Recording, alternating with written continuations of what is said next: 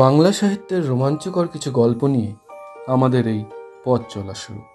আজ কিশলয় ছোটবেলার সাথীর তরফ থেকে আপনাদের জন্য সৈয়দ মুস্তাফা সিরাজ সৃষ্ট চরিত্র কর্নেল সিরিজের গল্প কঙ্কুগড়ের কঙ্কাল। সৈয়দ মুস্তাফা সিরাজ জন্মেছিলেন 1930 সালের 14 অক্টোবর মুর্শিদাবাদের ঘোষবাসপুর জেলায়। ও প্রাপ্তবয়স্ক পাঠকদের দাবি মেটাতে তিনি সৃষ্টি করলেন গোয়েন্দা কর্নেল নামে একটি চরিত্র। ইনার পুরো নাম কর্নেল নীলাদ্রি সরকার, যার মাথা জোড়া টাক, ঠোঁটে চুরুট, অবসরপ্রাপ্ত মিলিটারি অফিসার। এখন প্রজাপতি ও পাখি দেখতে ভালোবাসেন বিভিন্ন অর্কিড সংগ্রহ করতে। নিজেকে প্রকৃতিপ্রেমিক হিসেবে পরিচয় দিতেও তিনি ভালোবাসেন, অথচ তিনি অনেক অপরাধ ও হত্যার কিনারা করে শখের গোয়েন্দাগিরি করেন। গোয়েন্দা কর্নেল পাঠকের কাছে অত্যন্ত জনপ্রিয় একটি চরিত্র। সিরাজ কিশোরদের জন্য কর্নেল কাহিনী লিখলেও বড়দের জন্যই মূলত লিখেছেন। কিশোরদের জন্য কর্নেল কাহিনী লেখেন আনন্দমেলা পত্রিকার প্রাক্তন সম্পাদক কবি নীরেন্দ্রনাথ চক্রবর্তীর অনুরোধে।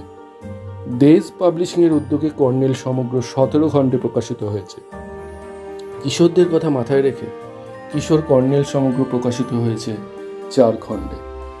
অনেকের ধারণা কর্নেলের যে চেহারা ও অবয়ব চিত্রিত হয়েছে তা নাকি ফাদার দ্যাতিয়েনের সঙ্গে মিলে যায়। স্বয়ং সত্যজিৎ রায় কর্নেলের গল্পে মুগ্ধ হয়েছিলেন। সিরাজ পরবর্তীকালে আরও একটি গোয়েন্দা চরিত্র সৃষ্টি করেন পরিণত মনস্ক পাঠকদের জন্য। তিনি ছিলেন ইন্সপেক্টর ব্রহ্ম। 4 সেপ্টেম্বর 2012 সালে তিনি মৃত্যুবরণ করেন। শুরু হচ্ছে আমাদের পরবর্তী গল্প কঙ্কুগড়ের কঙ্কাল।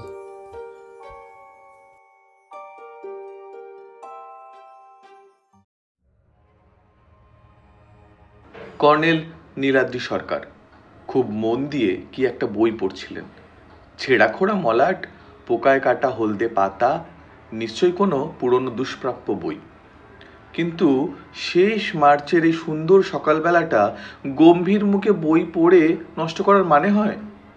দাঁতে কামড়ানো চুরুট কখন নিভে গেছে এবং সাদা দাড়িতে ছাইয়ের টুকরো আটকে আছে। একটু কেশে ওর দৃষ্টি আকর্ষণের চেষ্টা করলাম, ধ্যান ভাঙল না। আমার উল্টো দিকে সোফায় বসে প্রাইভেট ডিটেকটিভ হালদার মশাই উসখুস করছিলেন। এক টিপ নস্যি নাকে গুজে আনমনে বললেন, এতক্ষণে কর্নেল বই বন্ধ করে বলে উঠলেন, হালদার মশাই কি প্রেতাত্মায় বিশ্বাস করেন? হালদার মশাইয়ের 2 চোখ গুলি গুলি হয়ে উঠল। জোরে মাথা নেড়ে বললেন, না। কেন? জয়ন্ত তুমি? না। কর্নেল নিভে যাওয়া চুরুটটি একবার জেলে একরাশ ধোঁয়া ছেড়ে বললেন, সমস্যা হলো আমাকেও কেউ এই প্রশ্ন করলে আমিও সোজা না বলে দিতাম, কিন্তু অসংখ্য মানুষ প্রেতাত্মায় বিশ্বাস করে, তাদের সংখ্যাই পৃথিবীতে বেশি। কাজেই তারা এই বিশ্বাসের বশে এমন সাংঘাতিক সব কাণ্ড করে বসে, কহতব্য নয়। কিডা কি করলো? করলো নয়, করেছিল। ভেবে দেখুন হালদার মশাই, 108টা নরবলি। কোন কি পুলিশ তারা ধরে নাই? পুলিশ এই রহস্য ভেদ করতে পারেনি। যিনি পেরেছিলেন তিনি এই বইটা লিখে গেছেন। তান্ত্রিক আদিনাথের জীবন এবং সাধনা। নামটা আমার পছন্দ। লেখকের নাম হরনাথ শাস্ত্রী। প্রায় 90 বছর আগে লেখা এবং ছাপা বই। আদিনাথ ছিলেন হরনাথের জ্যাঠামশাই। বললাম, ওই তান্ত্রিক ভদ্রলোক 108টা নরবলি দিয়েছিলেন? তাই তো লিখেছেন হরনাথ। তান্ত্রিক ভদ্রলোকের বিশ্বাস ছিল ওই 108টা প্রেতাত্মা তার চেলা হবে, তবে শেষ রক্ষা হয়নি। একদিন ভোরবেলা স্বয়ং তান্ত্রিককেই মন্দিরের হাড়ি কাঠের কাছে পড়ে থাকতে দেখা গিয়েছিল। মুন্ডহীন ধর, রক্তে রক্তে ছয়লাভ, নিজেই বলি হয়ে গেলেন। হালদার মশাইয়ের গোঁফের ডগা তীর তীর করে কাঁপছিল। বললেন, মুন্ড গেল কই? মুন্ডু পাওয়া যায়নি। অগত্যা ধরটা শ্মশানে নিয়ে যাওয়া হয়েছিল। হরনাথ লিখেছেন, 1.5 মণ ঘি আর 8 মণ কাঠের আগুনেও তান্ত্রিকের ধর একটুও পড়েনি। শেষে লোক জানাজানি এবং পুলিশের ভয় মুন্ডু কাটা ধরে পাথর বেঁধে নদীতে ডুবিয়ে দেওয়া হয়। অদ্ভুত ব্যাপার, পরদিন ধরটা জলে ভেসে ওঠে। নদীতে স্রোত ছিল, অথচ ধরটা দিব্যি স্থির ভাসছে। বললাম, হরনাথবাবু দেখেছিলেন এসব ঘটনা? তখন ওর বয়স মাত্র 15 বছর, কাজেই স্মৃতি থেকেই লেখা। কিন্তু তারপর উনি যা লিখেছেন তা আরও অদ্ভুত। বছর 20 পরে হরনাথবাবু নাকি স্বপ্নে তান্ত্রিক জ্যাঠামশাইকে দেখতে পান। তান্ত্রিক ভদ্রলোক ভাইপোকে বলেন, কেউ যদি আমার মূর্তিটা ধরের সঙ্গে জোড়া দেয়, আমি আবার সশরীরে ফিরে আসব। ততদিনে দুটোই তো কঙ্কাল, চোখ হাড় আর খুলি। Skeleton and skull. কিন্তু খুলি কোথায় পোতা আছে হরনাথ জানতেন না, কেউই জানতো না। উনি কবন্ধ মরাটা এনে সিন্ধুকে রেখে দিয়েছিলেন, তারপর খুলির খোঁজে হন্যে হচ্ছিলেন। হঠাৎ আবার একদিন আদিনাথ স্বপ্নে দেখা দিয়ে একটা মজার ধাঁধা বললেন। ওতেই নাকি খুলির সূত্র লুকোনো আছে। 8 ঘাট বাঁধা, 12-15 চাঁদা, বুড়ো শিবের শুলে আমার মাথা ছুলে, ওম হিং ক্রিং ফট, কে ছাড়াবে জট। অবাক হয়ে বললাম, আপনার মুখস্থ হয়ে গেছে দেখছি। সহজে মুখস্থ হবে বলেই তো আগের দিনের লোকেরা ছড়া বাঁধত। মাস্টার মশাইরা অনেক ফর্মুলা ছড়ার আকারে ছাত্রদের শেখাতেন। হালদার মশাই উৎসাহে মাথা নেড়ে বললেন, একখান শিখছিলাম, ইফ যদি ইজ হয় বাট কিন্তু নট নয়। গোয়েন্দা ভদ্রলোক আরও কিছু বলতে যাচ্ছিলেন, ওকে ইশারায় থামিয়ে দিয়ে বললাম, তাই উদ্ভট বই নিয়ে মাথা ঘামানোর কারণ কি কর্নেল? কর্নেল গম্ভীর হয়ে দাড়ির ছাই ঝাড়লেন, তারপর অভ্যাস মতো চওড়া তাকে হাত বুলিয়ে বললেন, হরনাথ এই ধাঁধার জট ছাড়াতে পারেননি, ওর বংশধররাও পারেননি। কিন্তু সম্প্রতি যা সব ঘটছে বা ঘটেছে, তা থেকে এলাকার লোকেদের বিশ্বাস জন্মেছে তান্ত্রিক আদিনাথের সশরীরে পুনরুদ্ভব ঘটেছে। প্রথমত, সিন্ধুকের কঙ্কালটা কে বা কারা চুরি করেছে। দ্বিতীয়ত, দেবী চণ্ডিকার পোড়ো মন্দিরের সামনে পরপর 2টো নরবলি দেওয়া হয়েছে। তৃতীয়ত, রামু ধোপা সন্ধ্যার মুখে ঝিল থেকে কাপড়ের বোচকা গাধার পিঠে চাপিয়ে বাড়ি ফিরছিল। সবে চাঁদের আলো ফুটেছে, একটা কঙ্কাল ওর সামনে দাঁড়িয়ে হুঙ্কার দিয়ে বলেন, আমি আদিনাথ। তারপর রামু এখন পাগল হয়ে গেছে, কিসব অদ্ভুত কথাবার্তা বলছে।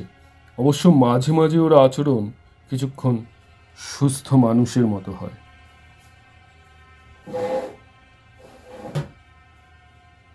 ওটাও পাগল হয়ে বনে জঙ্গলে ঘুরে বেড়াচ্ছে, ধরা দেয় না। But where is that place colonel sir? Kankagarh. আপনি কি যেতে চান সেখানে? না, এমনি জিগাই। কিন্তু কলকগড় নামটা চেনা চেনা লাগছে। কলকগড়। কঙ্কগড় বর্ধমান বিহার সীমান্তে, দুর্গাপুর থেকেও যাওয়া যায়। হালদার মশাই ব্যস্তভাবে এক টিপ নস্যি নিলেন। সরাটা যেন কি করলেন কর্নেল স্যার? কর্নেল আমার দিকে একবার তাকিয়ে এক টুকরো কাগজে ছড়াটা লিখে ওকে দিলেন। মুখে দুষ্টু দুষ্টু হাসি। হালদার মশাই ছড়াটা মুখস্থ করার চেষ্টায় ছিলেন, আমাদের চোখে চোখে কৌতুক লক্ষ্য করলেন না। ষষ্ঠীচরণ আর এক প্রস্থ কফি আনলো। কফির পেয়ালা তুলে বললাম, হালদার মশাই, বোঝা যাচ্ছে এই রহস্যের কেস কর্নেল নিজের হাতে নিয়েছেন। আপনি বরং ওর অ্যাসিস্ট্যান্ট হতে পারেন। হালদার মশাই বাড়তি দুধ মেশানো ওর স্পেশাল কফিতে চুমুক দিয়ে খিখি করে হেসে উঠলেন। ওর এই হাসিটা একেবারে শিশু সুলভ। কে বলে উনি একসময় দুধে পুলিশ ইন্সপেক্টর ছিলেন এবং ওর দাপটে যত দাগি অপরাধী তটস্থ হয়ে থাকতো। চাকরি থেকে অবসর নিয়ে ডিটেকটিভ এজেন্সি খুলেছেন। মাঝে মাঝে কর্নেলের কাছে আড্ডা দিতে, আবার কখনো কোনো কেস পেলে ওর ভাষায় কর্নেল স্যারের লগে কনসাল্ট করতেও আসেন। বললাম, হাসছেন কেন হালদার মশাই? হালদার মশাই আরও হেসে বললেন, কর্নেল সেন কইলেন গাধাটা পাগল হইয়া গেছে। গাধা গাধা ইজ গাধা, এস দুইখান এস। এই সময় ডোরবেল বাজল। কর্নেল মুচকি হেসে বললেন, সম্ভবত দুইখান এস এলেন, না অ্যাস নয়, শশীনাথ শাস্ত্রী। বললাম, নাম শুনে মনে হচ্ছে জজমেনে বামুন, পাণ্ডাপুরুত থাকো সম্ভবত, নাকি সংস্কৃতের পণ্ডিত মশাই। কিন্তু ষষ্ঠীচরণ যাকে নিয়ে এলো তাকে দেখে আমি অবাক হয়ে গেলাম। আমার বয়সী একজন যুবক, স্মার্ট ঝকঝকে চেহারা, পরনে জিন্স, ব্যাগি শার্ট, কাঁধে ঝোলানো কিট ব্যাগ। কর্নেলকেও একটু অবাক দেখাচ্ছিল। বললেন, এসো দীপু, তোমার বাবা এলেন না যে?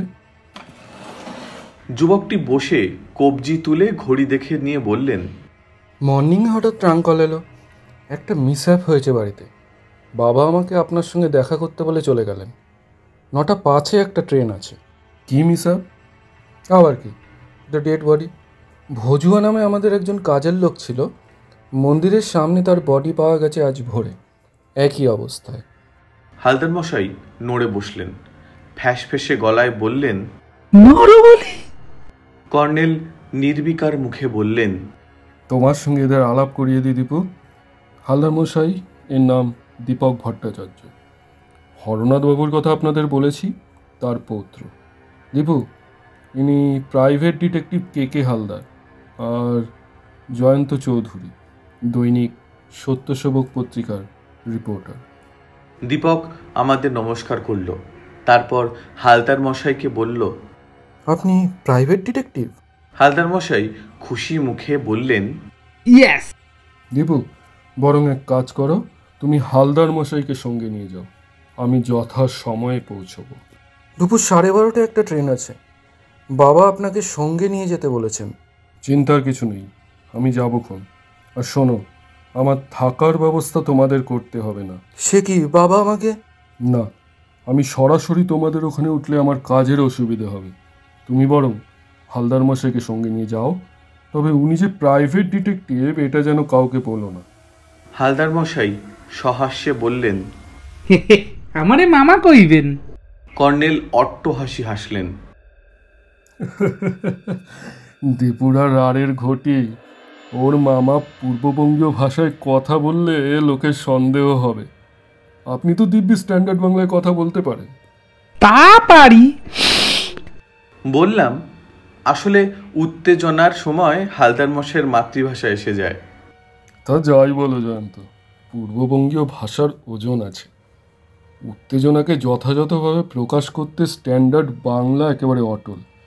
তা দেখো না, উত্তেজনার সময় যারা পূর্ববঙ্গীয় ভাষা জানেন না, তারা হিন্দি বা ইংরেজি বলেন। হালদার মশাই শটান উঠে দাঁড়ালেন। You are 100% correct colonel sir. আমি হাওড়া স্টেশনে এনকোয়ারির সামনে ওয়েট করব, চিন্তা করবেন না। গোয়েন্দা ভদ্রলোক পা বাড়িয়েছেন। কর্নেল বললেন, একটা কথা হালদার মশাই, আপনার একটা ছদ্মনাম দরকার। হ। বলে হালদার মশাই সবেগে বেরিয়ে গেলেন। ষষ্ঠীচরণ দীপকের জন্য কফি আর স্ন্যাক্স দিয়ে গেল।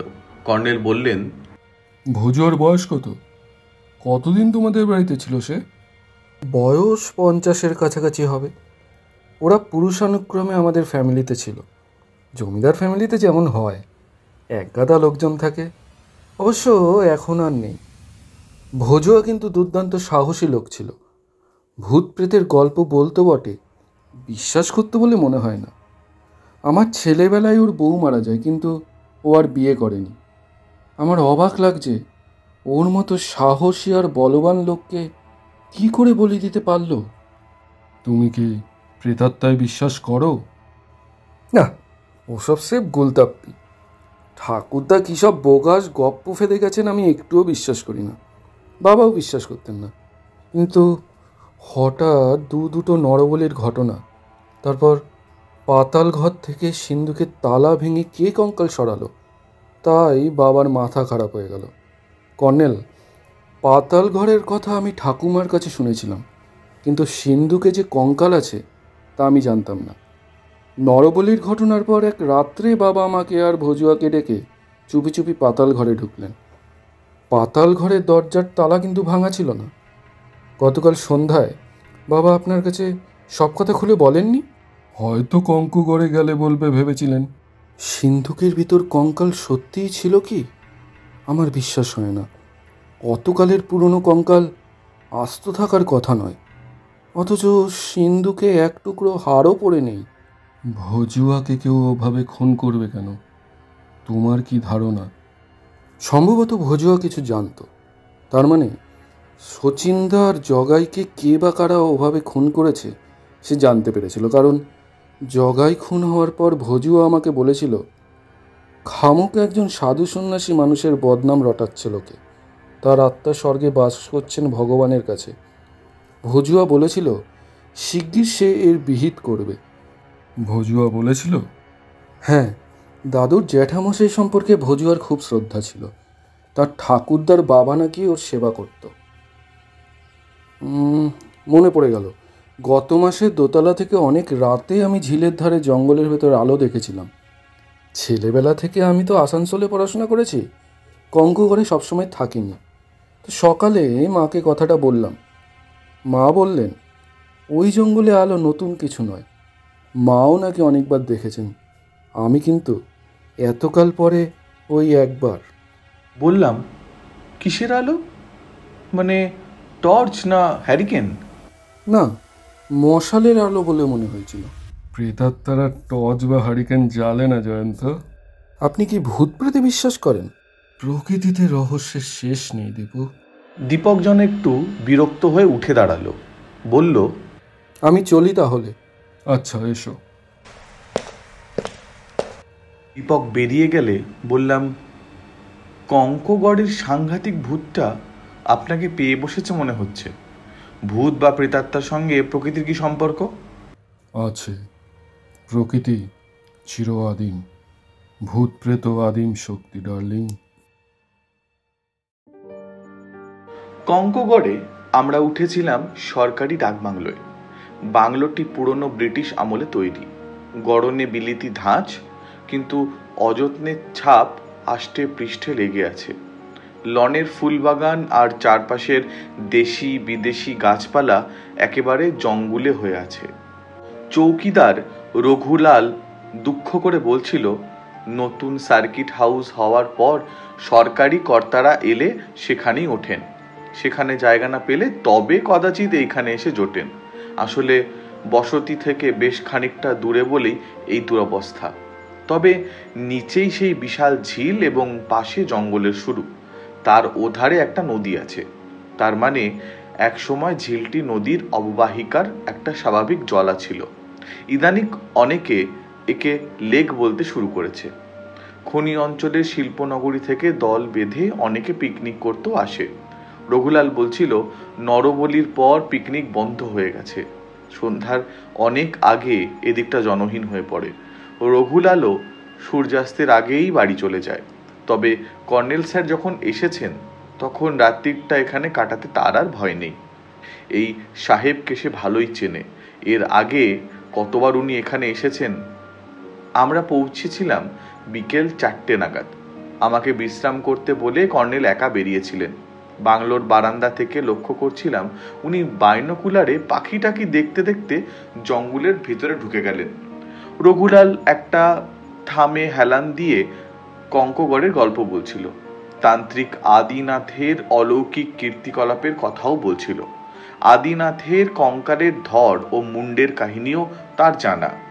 ধর ও মুন্ড জোড়া লাগলে তান্ত্রিক আদিনাথ যে সশরীরে আবার আবির্ভূত হবেন এটা সে বিশ্বাসও করে, এবং ধারণা এই কাজটা কেউ করতে পেরেছে এতদিনে, তাই তান্ত্রিক বাবা নিজের কাজে নেমে পড়েছেন। বললাম, কিন্তু তান্ত্রিক বাবা তো শুনেছি 108টা নরবলি দিয়ে সিদ্ধিলাভ করেছিলেন, আবার কেন উনি নরবলি দিচ্ছেন? রঘুলাল বাংলা বলতে পারে, বাঙালির মতোই। মাথা নেড়ে বলল, না স্যার, 108টা নরবলির আগে উনি নিজেই বলি হয়েছেন। শুনেছি 3টে নরবলি বাকি ছিল, এতদিনে হয়ে গেল। এই লোক তিনটিকে তুমি চিনতে? চিনব না কেন স্যার? প্রথমে বলি হলেন শচীন বাবু, উনি ম্যাজিক দেখাতেন। ম্যাজিশিয়ান ছিলেন? আজ্ঞে হ্যাঁ, এদেশ ওদেশ ঘুরে ম্যাজিক দেখিয়ে বেড়াতেন। তো তারপর গেল জগাই। জগাই শ্মশানে মরা পোড়াতো। শেষে গেল ভজুয়া, জমিদার বাড়ির কাজের লোক। জমিদারি আমাদের ছোটবেলায় উঠে গেছে, তা হলেও জমিদার বাড়ির নামটা টিকে আছে। তবে দেখলে বোঝা যায় কি অবস্থা ছিল। কিন্তু ব্যাপারটা বুঝুন, তান্ত্রিক বাবা ছিলেন জমিদার বাড়ির লোক। শুনেছি বিষয় সম্পত্তি ছেড়ে জপ তপ নিয়ে পড়ে থাকেন। এরপর রঘুলাল, রামু ধোপা আর তার গাধার গল্প চলে এলো। একঘেয়ে উদ্ভট গল্প শোনার চেয়ে ঝিলের ধারে কিছুক্ষণ বেড়ানো ভালো। লনে নামলে রঘুলাল চাপা গলা সাবধান করে দিল, আধার হওয়ার আগেই চলে আসবেন স্যার। কর্নেল স্যারের কথা আলাদা, উনি মিলিটারির লোক। গেট পেরিয়ে ধাপবন্দি পাথরের সিঁড়ি, ফাটলে ঝোপ আর আগাছা গজিয়ে আছে। নিচের রাস্তা এবড়ো থেবড়ো। রাস্তাটা এসেছে বাঁদিক থেকে এবং এখানেই তার শেষ। ডান দিকে ছোট বড় নানা গড়নের পাথর এবং ঝোপঝাড় গাছপালা। সামনে এক ফালি পায়ে চলা পথ নেমে গেছে ঝিলের ধারে। সেখানে গিয়ে দেখি একটা ভাঙা চোরা পাথুরে ঘাট। ঝিলের জলটা স্বচ্ছ, সূর্য পেছনে গাছপালার আড়ালে নেমে গেছে, তাই ঝিলে ছায়া পড়েছে। সামনে দূরে ধূসর কুয়াশা। একটা পানকৌড়ি আনমনে ডুব সাঁতার খেলেছে। একটু দূরে থামের আড়ালে কোথাও জল পিপির ডাক শোনা গেল, পি পি পি। ঘাটের মাথায় বসেছিলাম। কর্নেলের সংসর্গে মাথার ভেতর হয়তো প্রকৃতি প্রেম ঢুকে গেছে। দিন শেষের এই ধূসর সময়টা সত্যি অনুভব করার মতো। জল মাকড়সার অবিশ্বাস্য গতিতে ছোটাছুটি, জলজ ফুলের ওপর টুকটুকে প্রজাপতি ও গাং ফড়িংয়ের ওড়াউড়ি, পাখ পাখালির ডাক, সব মিলিয়ে জীব জগতের একটা আশ্চর্য স্পন্দন। হঠাৎ পাশে খুট করে একটা শব্দ। চমকে উঠে দেখি এক টুকরো ঢিল সদ্য গড়িয়ে পড়ছে। বুকটা ধড়াস করে উঠল। ঝটপট উঠে দাঁড়িয়ে চারপাশে তন্ন তন্ন করে খুঁজলাম, কাউকেও দেখতে পেলাম না। ঢিলটার দিকে তাকিয়ে চমকে উঠলাম। গার্ডার দিয়ে ভাঁজ করা এক টুকরো কাগজ বাঁধা আছে। কাঁপা কাঁপা হাতে কুড়িয়ে নিলাম। কাগজটার ভাঁজ খুলে দেখি ডট পেনের লাল কালিতে লেখা আছে, টিকটিকির চেলা কাল সকালেই কঙ্ক করছিলেন না রে, মা চন্ডিকার পায়ে বুড়ি হয়ে যাবে। বুড়ো টিকটিকিকে জানিয়ে দিও আজ রাতে প্রেতাত্মা পাঠিয়ে আগাম সংকেত দেব। সাবধান। হাতের লেখা আঁকা বাঁকা, খুদে হরফ, খুব ব্যস্তভাবে লেখা। চিরকুটটা পকেটে ভরে আবার কিছুক্ষণ চারপাশে খুঁটিয়ে দেখলাম। কেউ কোথাও নেই। ঝিলের পশ্চিম পাড় এটা। উত্তর পূর্ব কোণে কঙ্কগড় বসতি এলাকা শুরু। প্যান্টের পকেট থেকে রিভলভারটা বের করে এদিক ওদিক নজর রেখে বাংলোর নিচে পৌঁছালাম। গা ছমছম করছিল অজানা ত্রাসে। লোকটি কি আড়াল থেকে নজর রেখেছে? আবার কিছুক্ষণ দাঁড়িয়ে থাকার পর রিভলভারটা পকেটে ঢুকিয়ে দ্রুত বাংলায় উঠে গেলাম। রঘুলাল আমাকে দেখে সুইচ টিপে বাতিগুলো জ্বেলে দিল। তারপর আমার দিকে তাকিয়ে উদ্বিগ্ন মুখে বলল, আপনি কি কিছু দেখে ভয় পেয়েছেন স্যার? না, কেন? আপনাকে কেমন যেন দেখাচ্ছে। কিছুই দেখাচ্ছে না, তুমি এক কাপ চা করো। কর্নেল ফিরলেন ঘন্টা খানেক পরে। সহাস্যে বললেন, রামুর গাধাটার সঙ্গে দেখা হয়ে গেল ডার্লিং। গাধাটার সাহসের প্রশংসা করতে হয়। ওকে বুঝিয়ে বললাম, দেখো বাপু, এত বাড়াবাড়ি ভালো নয়। গাধা বলিন বিধান শাস্ত্রে আছে বলে শুনিনি, তবে বলা যায় না। আসতে বললাম, ব্যাপারটা রসিকতা করার মতো নয়, রীতিমতো বিপজ্জনক। এই দেখুন। কর্নেল চিঠিটা পড়ে নিয়ে বললেন, কোথায় পেলে? ঘটনাটা বললাম। শোনার পর কর্নেল একটু বেজার মুখে বললেন, লোকটা আমাকে টিকটিকি বলেছে, এটাই আমার পক্ষে যথেষ্ট অপমানজনক। তুমি তো জানো জয়ন্ত, টিকটিকি কথাটা এসেছে ডিটেকটিভ থেকে।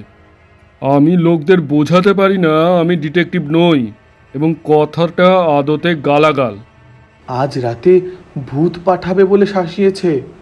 তা একটা কেন, 100টা পাঠাক, কিন্তু টিকটিকি, ছি। রঘুলাল। রঘুলাল কিচেন থেকে ট্রেতে কফির পট পেয়ালা সাজিয়ে এনে টেবিলের ওপর রাখলো। সেলাম দিয়ে বলল, কর্নেল স্যারকে আসতে দেখেই আমি কফি বানাতে গিয়েছিলাম।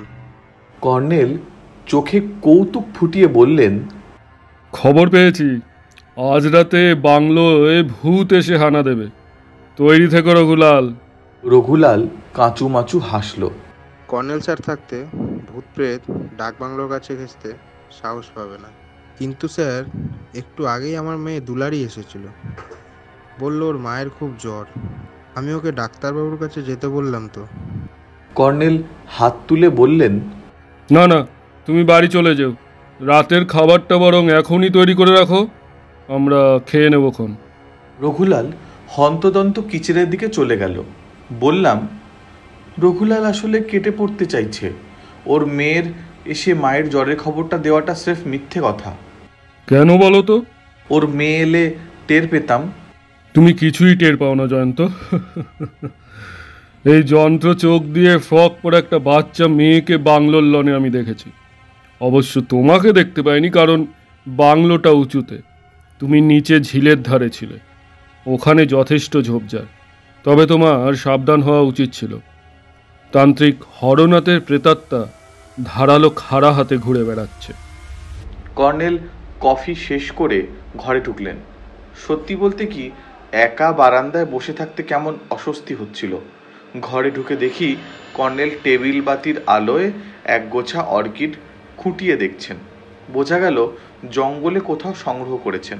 আমাকে সেই অর্কিডটার বৈশিষ্ট্য বোঝাতে শুরু করলে বললাম, ওসব পরে শুনবো। রঘুলালের কাছে কিছু তথ্য জোগাড় করেছি, অর্কিডের চেয়ে সেগুলো দামি। কি তথ্য? শচীনবাবু ছিলেন ম্যাজিশিয়ান, আর জগাই ছিল শ্মশানের। ম্যাজিশিয়ানদের বলা হয় জাদুকর। জাদুর সঙ্গে নাকি তন্ত্রমন্ত্রের সম্পর্ক আছে, আবার তন্ত্রমন্ত্রের সঙ্গে তান্ত্রিক এবং তান্ত্রিকের সঙ্গে শ্মশানের সম্পর্ক আছে। কাজেই তোমার তথ্য বেশ গুরুত্বপূর্ণ। কিন্তু শাস্ত্রী মশাই, মানে দীপুর বাবার কাছে সে খবর কলকাতায় বসেই পেয়ে গেছি। চাপা গলায় বললাম, যাই বলুন, এই রঘুলাল লোকটিকে আমার পছন্দ হচ্ছে না। খুব ধূর্ত, আমাকে ভয় দেখাচ্ছিল। তাছাড়া ঝিলের ঘাট থেকে বাংলোয় ফেরার সময় কি করে ও টের পেল আমি সত্যি সত্যি ভয় পেয়েছি। বলল, আপনি কি ভয় পেয়েছেন? আপনাকে কেমন যেন দেখাচ্ছে। তোমাকে এখনো কেমন যেন দেখাচ্ছে ডার্লিং। ভূত প্রেত বিশ্বাস করে না যারা, ভূত প্রেতের ভয় তাদেরই বেশি। বিশেষ করে ভূতের চিঠি ভূতের চেয়ে সাংঘাতিক। চটে গিয়ে বললাম, ভূত প্রেত হুমকি দিয়ে চিঠিটা লেখেনি, লিখেছে কোনো মানুষ। মানুষ। সেই মানুষকে সম্ভবত তান্ত্রিক আদিনাথের ভূত ভর করেছে। রসিকতা শোনার মেজাজ ছিল না, তবে বরাবর এটা লক্ষ্য করেছি, রহস্য যত জটিল এবং সাংঘাতিক হয়, আমার বৃদ্ধ বন্ধুটিকে রসিকতা তত বেশি ভূতের মতো ভর করে। বিছানায় গিয়ে হাত পা ছাড়িয়ে দিলাম। ট্রেন আর বাস জার্নির ধকল এতক্ষণে পেয়ে বসেছিল। একটু পরে লক্ষ্য করলাম কর্নেল পকেট থেকে আরেক টুকরো ভাঙা চাকতির মতো কি একটা ছোট্ট জিনিস বের করলেন। তারপর কিট ব্যাগ থেকে খুদে একটা ব্রাশ আর লোশনের শিশিও বেরোতে দেখলাম। চাকতিটার আধখানা চাঁদের মতো গরম। লোশনে ব্রাশ ডুবিয়ে ঘষতে থাকলেন কর্নেল। জিজ্ঞেস করলাম, জঙ্গলে মোহর কুড়িয়ে পেয়েছেন বুঝি? কর্নেল আনমনে বললেন, না, মোহরের ভাঙা টুকরো বলতে পারো, তবে সোনার নয়, সেকেলে মুদ্রাও নয়, কি সব খোদাই করা শিলের টুকরো। কাদা ধুয়ে ফেলেও কিছু বুঝতে পারিনি, দেখা যাক। কিছুক্ষণ পরে রঘুলালের সাড়া পাওয়া গেল। ওর হাতে টর্চ আর লাঠি দেখলাম। দরজায় দাঁড়িয়ে বলল, সব রেডি স্যার, কিচেন ঘরের চাবিটা দিয়ে যাচ্ছি, আমি ভোর 6টায় এসে যাব। কর্নেলের ইশারায় ওর হাত থেকে কিচেনের চাবি নিয়ে নিলাম। ও চলে গেল। কর্নেল ভাঙা সিলটা আতশ কাঁচে দেখতে থাকলেন। জিজ্ঞাসা করলাম, গুপ্তযুগের সিল নাকি? কি গুপ্তযুগ? গুপ্তযুগ, ওই এক পুরাতাত্ত্বিক বাতিক জয়ন্ত। মাটির তলায় কিছু পাওয়া গেলেই শটান গুপ্তযুগ, তার আগে বা পরে নয়। তবে এটাই আশ্চর্য, এটা পুরো একটা শিলের আধখানা মাত্র। শিলটা আধখানা কেন, এটাই প্রশ্ন। এই সময় আচমকা বাংলোর আলো নিভে গেল। কর্নেল তখনই টর্চ জেলে বললেন, ফায়ার প্লেসের ওপর থেকে হেরিকেনটা এনে জেলে দাও জয়ন্ত। লোডশেডিং প্রেতাত্মাকে বাংলোয় আসার সুযোগ করে দিতে পারে, কুইক। তার কণ্ঠস্বরে স্বভাবসিদ্ধ কৌতুক, কিন্তু আমার গা ছমছম করতে লাগলো। ইংরেজ আমলের বাংলা, কাজেই ফায়ার প্লেস আছে। ঝটপট হ্যারিকেন জেলে টেবিলে রাখলাম। দরজা বন্ধ করতে যাচ্ছিলাম, কর্নেল বললেন, চলো বরং বারান্দায় বসে জ্যোৎস্নায় প্রকৃতি দর্শন করা যাক। বেরিয়ে গিয়ে দেখি সুন্দর জ্যোৎস্না ছড়িয়ে আছে। ঝিলের জল ঝিলমিল করছে, গাছপালা তোলপাড় করে বাতাস বইছে। সেই অস্বস্তিকর অনুভূতি আবার ফিরে এলো। ভয়ের চোখে এদিকে ওদিকে তাকাচ্ছিলাম। হাতে টর্চ এবং পকেটে রিভলভার তৈরি। আসতে বললাম, সত্যি লোডশেডিং নাকি কেউ মেন সুইচ অফ করে দিয়েছে? দেখে আসা উচিত না? কারণ ওই তো দূরে আলো দেখা যাচ্ছে। ছেড়ে দাও, জ্যোৎস্নায় পুরনো পৃথিবীকে ফিরে পাওয়া যায়। তাছাড়া জ্যোৎস্নায় একটা নিজস্ব সৌন্দর্যও আছে। কোন কবি যেন লিখেছিলেন, এমন চাঁদের আলো মরি যদি সেও ভালো, সিমরণ স্বর্গ সমান। বিরক্ত হয়ে বললাম, মৃত্যুটা প্রেতাত্মার হাতে হওয়া বড্ড অপমানজনক। আমরা মানুষ। ডার্লিং, তাহলে দেখছি এই আদিম পরিবেশ তোমাকেও প্রেতাত্মায় বিশ্বাসী করতে পেরেছে। ভোগাস, আসলে আমি বলতে চাইছি। বলার আগে দেখে নাও, ওই দেখো ডান দিকে ঝোপের আড়ালে প্রেতাত্মা উকি দিচ্ছে। ভ্যাবাচাকা খেয়ে সেই দিকে টর্চের আলো ফেললাম। কয়েক সেকেন্ডের জন্য বোধ বুদ্ধি হারিয়ে গেল। দক্ষিণ পশ্চিমের ঢালের মাথায় উঁচু ঝোপ জঙ্গল। একখানা ঝোপ থেকে মুখ বের করে আছে সত্যি একটা কঙ্কাল। খুলি থেকে কাঁধ অবধি দেখা যাচ্ছে। সঙ্গে সঙ্গে টর্চ টেবিলে রেখে রিভলভার বের করে ছুড়লাম। কর্নেল আমার কাঁধ ধরে নাড়া দিলেন। জয়ন্ত, জয়ন্ত করছো কি? আর টর্চ জেলে দেখি কঙ্কাল অদৃশ্য। উত্তেজিতভাবে বললাম, অবিশ্বাস্য, অসম্ভব। কর্নেল উঠে দাঁড়িয়ে চাপা স্বরে বললেন, সব ভেস্তে দিলে তুমি। আমাদের কাছে ফায়ার আর্মস আছে জেনে গেল প্রেতাত্মাটা, এবারও খুব সাবধান হয়ে যাবে। বলে কর্নেল টর্চের আলো ফেলতে ফেলতে ঝোপটার দিকে এগিয়ে গেলেন। ভেতরে ঢুকে কিছুক্ষণ চারিদিকে আলো ফেলে তন্ন তন্ন খুঁজে ফিরে এলেন। একটু হেসে বললেন, যা ভেবেছি তাই। একটা কথা বলি ডার্লিং, এখানে কোথাও যা কিছু ঘটুক কখনো মাথা খারাপ করে ফেলবে না, বিশেষ করে গুলি ছোড়াটা চলবে না। চটে গিয়ে বললাম, বলি দিলেও চুপচাপ থাকবো? তোমাকে বলি দিয়ে ওর লাভ হবে না। আপনাকে যদি চোখের সামনে বলি দিয়ে দেয়, চুপচাপ দাঁড়িয়ে দেখবো? কর্নেল বারান্দায় বসে চুরুট জেলে বললেন,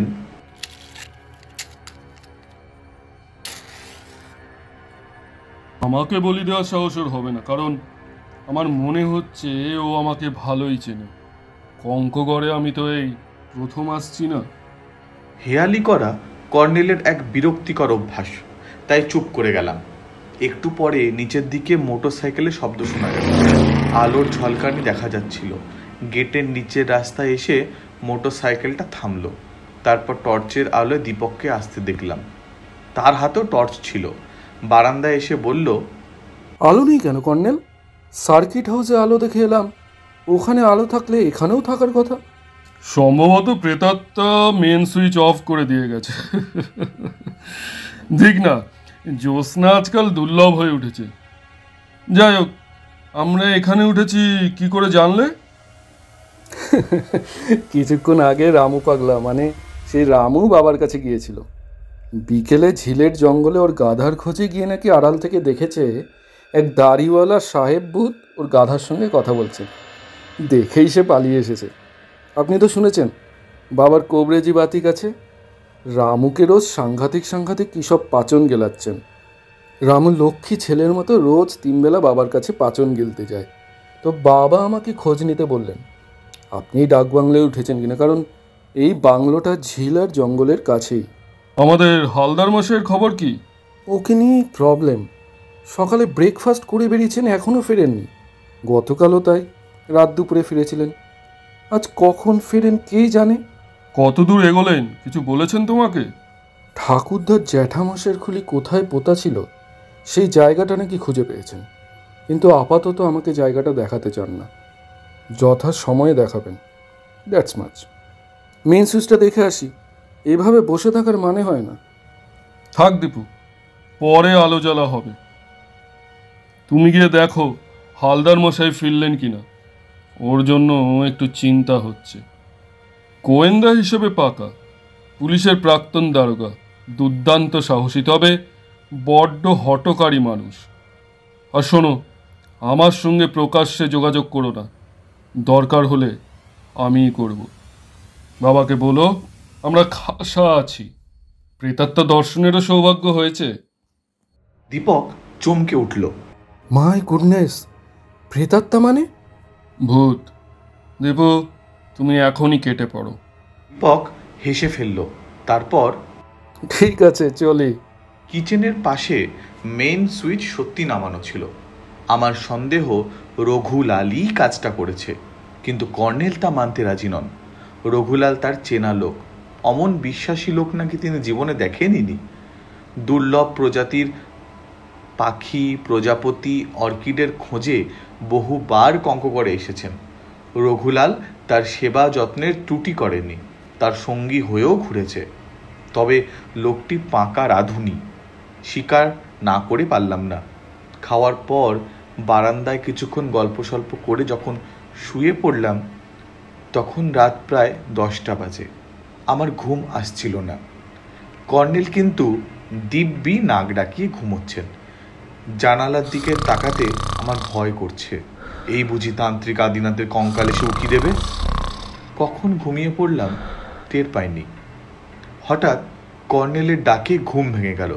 চাপা স্বরে বললেন, উঠে পড়ো ডার্লিং, শিগগির। ধর্মর করে উঠে বসে বললাম, সকাল হয়ে গেছে নাকি? না, রাত 1:30 বাজে, এখনই বেরিয়ে পড়া দরকার।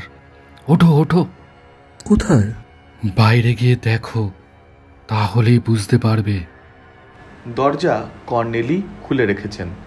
বাংলোর লনে আলো পড়েছে, তার ওধারে আদিম প্রকৃতি।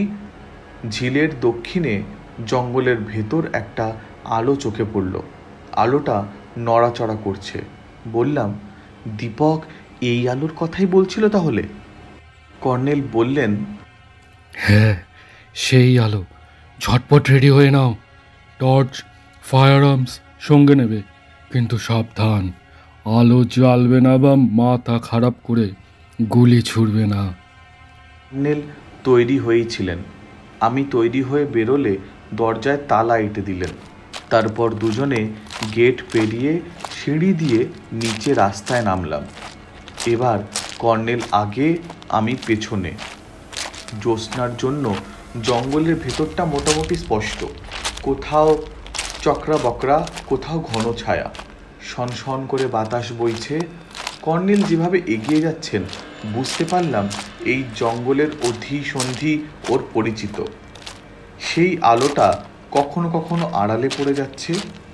আলোটা জ্বলছে ঝিলের দক্ষিণ পূর্ব কোণে।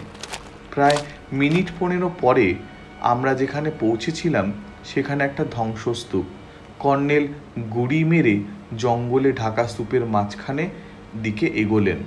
ফিসফিস করে বললেন, চাপ এসো, টু শব্দটি নয়। খানিকটা এগিয়ে একটা উঁচু প্রকাণ্ড বট গাছের তলায় গেলাম দুজনে। প্রকাণ্ড সব ঝুড়ি নেমেছে বটগাছটার। একটা ঝুড়ির আড়ালে কর্নেল বসে পড়লেন, আমিও বসলাম। সামনে খানিকটা ফাঁকা জায়গা, সেখানেই একটা মশাল মাটিতে পোঁতা আছে, দাউ দাউ জ্বলছে। আর মশালের পাশে দাঁড়িয়ে বিকট অঙ্গভঙ্গি করছে সেই নরকঙ্কালটা। মশালের পেছনে একটা পাথুরে দেয়াল, দেওয়ালে কঙ্কালটার ছায়াও নড়ছে। নিজের চোখে বিশ্বাস করা কঠিন, এমন একটা দৃশ্য। সবচেয়ে ভয়ঙ্কর ব্যাপার, কঙ্কালের দু হাতের মুঠোয় একটা চকচকে খাঁড়া, একটু তফাতে একটা হাড়ি কাঠ পোঁতা আছে। তার পাশে একটা লোক আষ্টে পৃষ্ঠে বাঁধা অবস্থায় পড়ে আছে। কঙ্কালটা খাঁড়া নাচিয়ে খ্যানখ্যানে গলায় বলে উঠল, এখন বলছি ওটা কোথায় আছে বল, না বললে ভুলি হয়ে যাবে। বন্দি লোকটা গো গো করে কি বলার চেষ্টা করলো, পারল না। কঙ্কালটা হুঙ্কার দিল, ন্যাকামি হচ্ছে, তুই আমার খুঁজে সমাধি করেছিস, তুই ওটা পেয়েছিস, দে বলছি। বন্দি লোকটা আবার গো গো করে উঠল। তখন কঙ্কালটা এক পা বাড়িয়ে খাঁড়া তুলে তেমনই খ্যানখ্যানে গলায় বলে উঠল, এরপর আমার মাথার ঠিক রইল না। কর্নেলের নিষেধ ভুলে গেলাম। চোখের সামনে নরবলি হবে, আস্ত একটা ভূত মানুষের গলায় কোপ বসাবে, এ সহ্য করা যায়? এক লাফে বেরিয়ে গিয়ে রিভলভার তুলে গর্জে উঠলাম, নিকুচি করেছে ব্যাটার ছেলে ভূতের। অমনি কঙ্কালটা শূন্যে ভেসে পাঁচিলের পেছনে আড়ালে অদৃশ্য হয়ে গেল। তাড়া করতে যাচ্ছি, কর্নেল ডাকলেন, জয়ন্ত, জয়ন্ত, কি পাগলামি করছো? খাপ্পা হয়ে বললাম, পাগলামি আমি করছি না, আপনি। চোখের সামনে একটা মানুষকে একটা ভূত ব্যাটার ছেলে বলি দেবে? প্রেতাত্মার পেছনে তাড়া করে লাভ নেই ডার্লিং, বরং এসো হালদার মশাইয়ের বাঁধন খুলে দিই। আকাশ থেকে পড়ে বললাম, উনি হালদার মশাই? কি সর্বনাশ! কর্নেল মশালটা উপড়ে এনে বন্দি হালদার মশাইয়ের কাছে পুঁতলেন। মশালটা তৈরি করা হয়েছে একটা ত্রিশূলে। টর্চের আলোয় গোয়েন্দা ভদ্রলোকের দুর্দশা দেখে কষ্ট হলো। দড়ির বাঁধন খুলে দেওয়ার পর উনি তড়াক করে উঠে দাঁড়ালেন। খি খি করে একচোট হেসে বললেন, বলি দিত না, ভয় দেখাইতেছিল। কর্নেল টর্চের আলো জেলে সেই ভাঙা দেওয়ালের কাছে কিছু তদন্ত করতে গেলেন। আমি বললাম, হালদার মশাই, কঙ্কালটার হাতে খাঁড়া ছিল, সে সত্যি আপনার গলায় কোপ বসাতে যাচ্ছিল। হালদার মশাই পোশাক থেকে ধুলো ঝাড়তে ঝাড়তে বললেন, কি কঙ্কাল? কই কঙ্কাল? কোথায় কঙ্কাল? কোথায় দেখলেন? না, একজন সাধু বাবা ক্যাপালিক কইতে পারেন, তারে ফলো করে আসছিলাম, হঠাৎ সে গাছের উপর দিয়ে দিল জাম্প। ওহ, কি সাংঘাতিক জোর তার গায়ে মশাই! কিন্তু আমরা দেখলাম একটা কঙ্কাল খাঁড়া হাতে আপনাকে শাসাচ্ছে। ভুল দেখছেন, আমার ফায়ার আর্মস আছে, টের পায় নাই। তাহলে কোনো কঙ্কাল আপনি দেখেননি? না। কিন্তু সে আপনার সঙ্গে কথা বলছিল, শাসাচ্ছিল। কাপালিক, কাপালিক। কঙ্কালটাকে হালদার মশাই দেখতে পাননি, কারণ ওকে ও পাশে কাত করে ফেলে রেখেছিল। উনি ভাবছিলেন যে কাপালিক ওকে ধরেছে, সেই কথাই ও বলছে। হালদার মশাই নস্যির কৌটো বের করে নস্যি নিলেন, তারপর বললেন, কর্নেল স্যার, জয়ন্তবাবু কঙ্কালের কথা কইতেছেন, কিছুই বুঝতে পারতাছি না, আপনি বুঝায় দেন, এখানে স্কেলিটন আইলো কেমনি? ওসব থাক, পরে বুঝিয়ে দেব। এদিকটায় ঝিলের একটা ঘাট আছে, চলুন ঝিলের জলে ঘাড়ে ও চোখে মুখে জলের ঝাপটা দেবেন, দেন ঝরঝরে হয়ে যাবে। কর্নেল মশালটা মাটিতে ঘষতে নেভালেন, তারপর ধ্বংসস্তূপের ভেতর দিয়ে পথ দেখিয়ে নিয়ে গেলেন। এখানেও একটা ভাঙা চোরা পাথুরে ঘাট, হালদার মশাই রোগড়ে হাত মুখ ধুলেন, কাঁধে জলের ঝাপটা দিলেন, তারপর বললেন, ওই জাট, হোয়ার আর মাই শু অ্যান্ড মাই টর্চ? কর্নেল হাসলেন। দেখলেন তো জল আপনার ব্রেন কেমন চাঙ্গা করে দিয়েছে। হালদার মশাইয়ের জুতো দুটো ওপাশে একটি ভাঙা মন্দিরের তলায় অনেক খোঁজার পর পাওয়া গেল, কিন্তু টর্চটা পাওয়া গেল না। এদিকটায় একসময় দালান কোঠা ছিল বোঝা যাচ্ছে। কর্নেলকে জিজ্ঞেস করলে বললেন, হ্যাঁ, এখানেই কঙ্কগড়ের রাজধানী ছিল, এখন জঙ্গল। মুঘল আমলের একটা গড়ও ছিল, সেটা এই জঙ্গলের দক্ষিণ পশ্চিমে, এখন একটা ঢিবি মাত্র। যাই হোক, আর এখানে নয়, বাংলোয় ফেরা যাক। টর্চটা গেল, কাপালিকেরই কাজ।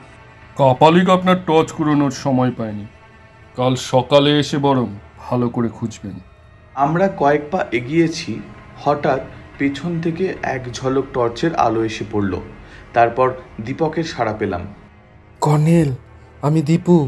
তার মশাই ঘুরে দাঁড়িয়ে সহাস্যে বললেন, এসো ভাগ্নে এসো, মামা ভাগ্নে একসঙ্গে বাড়ি ফিরবো। দীপক প্রায় দৌড়ে এলো, উত্তেজিতভাবে বলল, জঙ্গলে আলো দেখতে পেয়েছিলাম কিছুক্ষণ আগে, তাই বেরিয়ে পড়েছিলাম।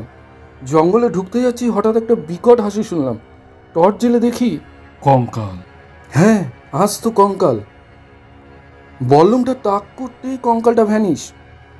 নিজের চোখে বিশ্বাস করতে পারছি না কর্নেল, তবে আমি মরিয়া হয়ে উঠেছিলাম। কি করা উচিত ভাবছি, সেই সময় ঝিলের ঘাটে টর্চের আলো চোখে পড়ল। আপনাদের কথাবার্তা শুনতে পেলাম। আলোটা দেখেই কি আপনারা এখানে এসেছিলেন? হ্যাঁ, এবং আমরাও কঙ্কালটাকে দেখেছি। হালদার মশাই জোরে মাথা নেড়ে বললেন, আমি দেখি নাই, একজন কাপালিকরে দেখছি, তারে ফলো করেছিলাম। কাপালিক? বলেন কি মামা বাবু? হ, কাল রাত্রেও তারে ফলো করেছিলাম। চণ্ডী মন্দিরের ওধারে ত্রিশূল নিয়ে মাটি খুঁড়ছিল, আমার সারা পেয়ে পালিয়ে গেল। আবার আজও বহুক্ষণ ওত পেতে তারে দেখতে পাইলাম। আজ আবার মাটি খুঁড়ছিল না, তার পিঠে একটা বোসকা বাঁধা ছিল। বোসকা লইয়া দৌড়ানো সহজ নয়। বোসকায় কি থাকতে পারে বলুন তো কর্নেল সাহেব? কঙ্কাল থাকতেও পারে। তাহলে ওটা কি ঠাকুরদার জ্যাঠামশাইয়ের সেই কঙ্কাল? তা বলা যায় না, তবে আর এখানে নয়, বাংলোয় ফেরা যাক। দেবু, তুমিও এসো, মামাবাবুর সঙ্গে বাড়ি ফিরবে। হ্যাঁ, ঠাকুরদার লেখা বইটার কথা তাহলে সত্যি, কিন্তু কে ওই কাপালিক? আমি বললাম, সে যেই হোক, আপনাদের পাতাল ঘর থেকে সে কঙ্কাল চুরি করেছে এবং কোথায় খুলি পোঁতা তাও আবিষ্কার করেছে। তারপর ধরের সঙ্গে মুন্ড জোড়া দিয়েছে। প্রেতাত্মায় বিশ্বাস করি বা না করি, এই ব্যাপারটা বোঝা যাচ্ছে। হালদার মশাই আনমনে বললেন, আমি কঙ্কাল দেখলাম না কেন? বললাম, চোখে দেখেননি, তার বিদঘুটে কথাবার্তা কানে তো শুনেছেন। হ, ডাকবাংলোয় আবার আলো নেই। তার চেয়ে অদ্ভুত ব্যাপার, আমাদের ঘরের দরজার তালা ভাঙা। কিচেনের দিকে গিয়ে দেখি মেইন সুইচ আগের মতো অফ করা আছে।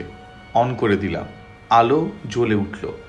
ঘরে ফিরে এসে দেখলাম লন্ড ভণ্ড অবস্থা। কর্নেল তার কিট ব্যাগ গোছাচ্ছেন, হালদার মশাই বিড়বিড় করছেন, সোর সোর, ক্যাপালিক না সোর। দীপক আর আমি ওলট পালট বিছানা দুটো ঠিকঠাক করে ফেললাম। আমার ব্যাগের জিনিসপত্র মেঝে ছত্রখান হয়ে পড়েছিল, গুছিয়ে নিলাম। কর্নেল একটু হেসে বললেন, চোর বড্ড বোকা, তার এটুকু বোঝা উচিত ছিল যা সে খুঁজতে এসেছে তা বাংলোয় রেখে যাওয়ার পাত্র আমি নই। আসলে প্রথমে সে ধরেই নিয়েছিল জিনিসটা হালদার মশাইয়ের কাছে আছে, তাই তাকে বলিদানের ভয় দেখাচ্ছিল। আমরা গিয়ে পড়ার পর সে পালিয়ে গেল, কিন্তু তার মাথায় তখন খটকা বেঁধেছে।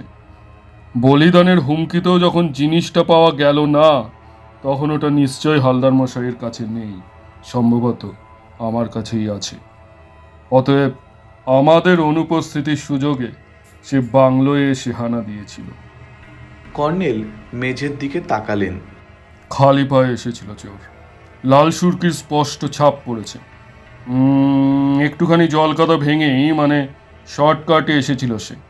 যাই হোক, রাত 3টে বাজে প্রায়। জয়ন্ত, তুমি কিচেনে গিয়ে কেরোসিন কুকার জেলে প্লিজ এক পট কফি করে ফেলো। কফি এখন খুবই দরকার।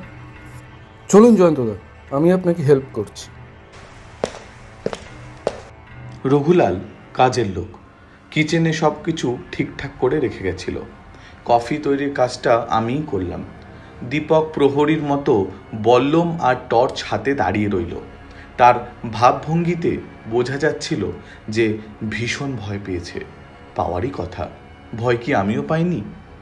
এই চর্মচক্ষে জ্যান্ত কঙ্কাল দর্শন আর তার বিকট খ্যানখ্যানে গলায় কথাবার্তা জীবনে একটা সাংঘাতিক অভিজ্ঞতা। কর্নেল ঠিকই বলেন, প্রকৃতির রহস্যের শেষ নেই, সভ্যতার আলোর তলায় আদিম রহস্যে ভরা অন্ধকার থেকে গেছে। কফি করতে করতে হালদার মশাইয়ের দুর্দশার বিবরণ দিলাম দীপক বাবুকে। দীপক হাসবার চেষ্টা করে বলল, ডিটেকটিভ ভদ্রলোকের মাথায় ছিট আছে। বললাম, কর্নেলের মাথাতেও কম ছিট নেই। ট্রেতে কফির পট আর পেয়ালা সাজিয়ে নিয়ে এলাম। দীপক কিচেনে তালা এঁটে দিল। ঘরে ঢুকে দেখি হালদার মশাই চাপা গলায় কর্নেলকে তার তদন্ত রিপোর্ট দিচ্ছেন। কফি খেতে খেতে ক্রমশ চাঙ্গা হচ্ছিলেন প্রাইভেট ডিটেকটিভ। প্যান্ট শার্টে লালচে দাগড়া দাগড়া ছোপ। খি করে হেসে বললেন, কর্নেল স্যার কইলেন যে দড়ি দিয়ে আমারে বাজ দিল তা নাকি রামু গোধপার গাদা বাঁধার দড়ি। ঠিক ঠিক, আমিও তাই ভাবছিলাম, কাপালিক দড়ি পাইল কই? রামু এবং তার গাধাকে নিয়ে কর্নেল হালদার মশাইয়ের সঙ্গে কিছুক্ষণ রসিকতার পর হঠাৎ গম্ভীর হয়ে বললেন, না দীপু, এবার শুয়ে পড়া উচিত। তোমার মামাবাবুর ওপর বড্ড ধকল গেছে, ওর বিশ্রাম দরকার। হ বলে হালদার মশাই উঠে দাঁড়ালেন। ওরা চলে যাওয়ার পর দরজা বন্ধ করে বাতি নিভিয়ে আমরা শুয়ে পড়লাম। কর্নেল বললেন, তাহলে ডার্লিং, তোমাকে যা বলেছিলাম।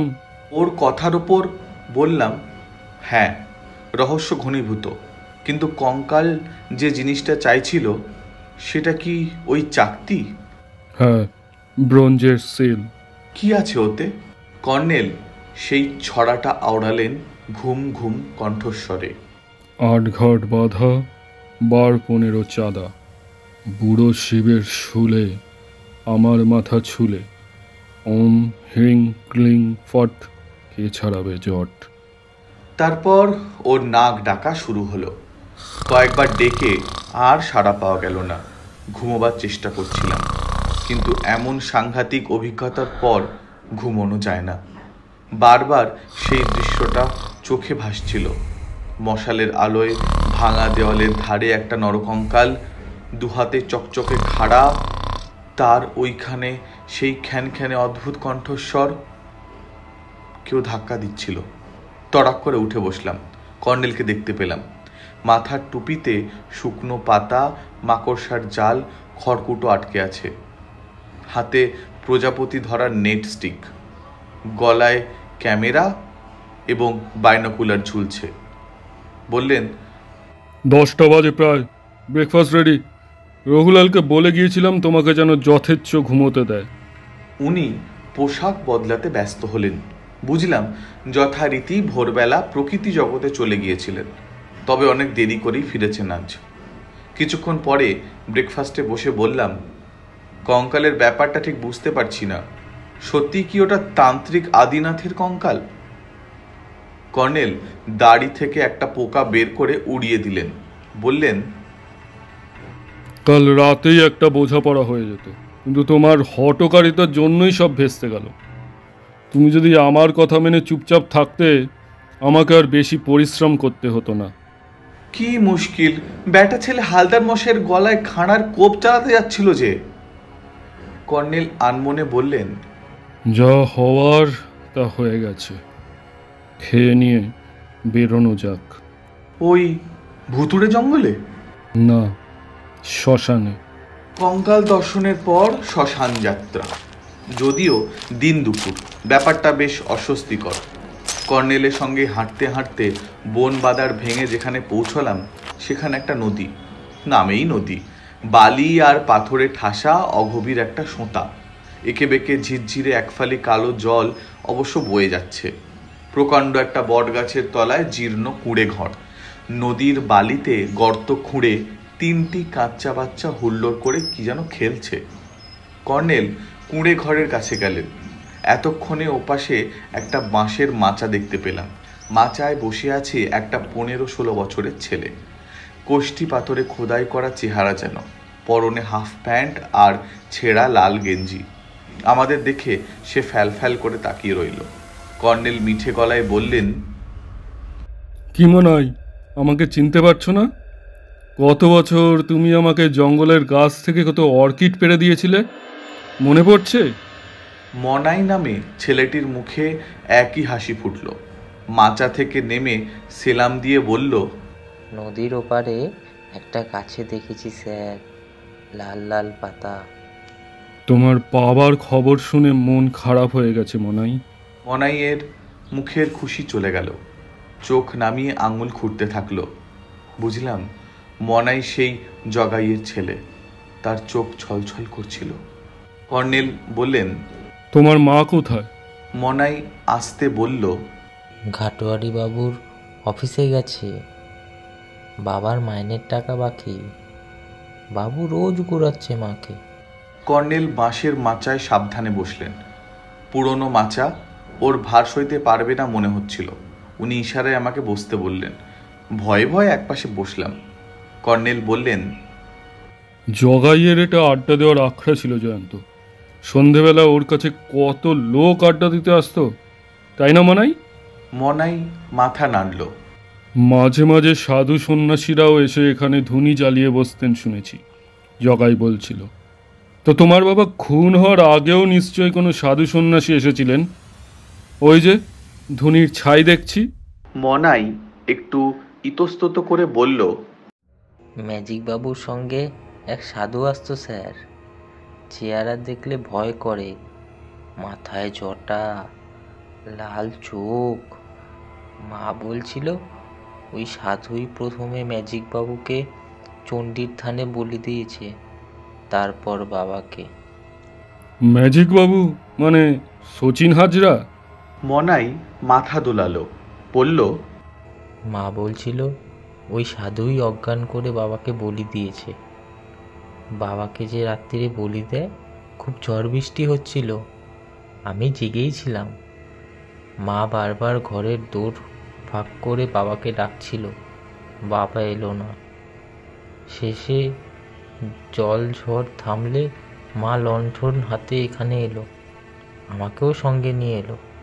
দুজনে ঠ্যাং ধরে টানতে টানতে ঘরে ঢোকাবো। কর্নেল চুরুট জেলে বললেন,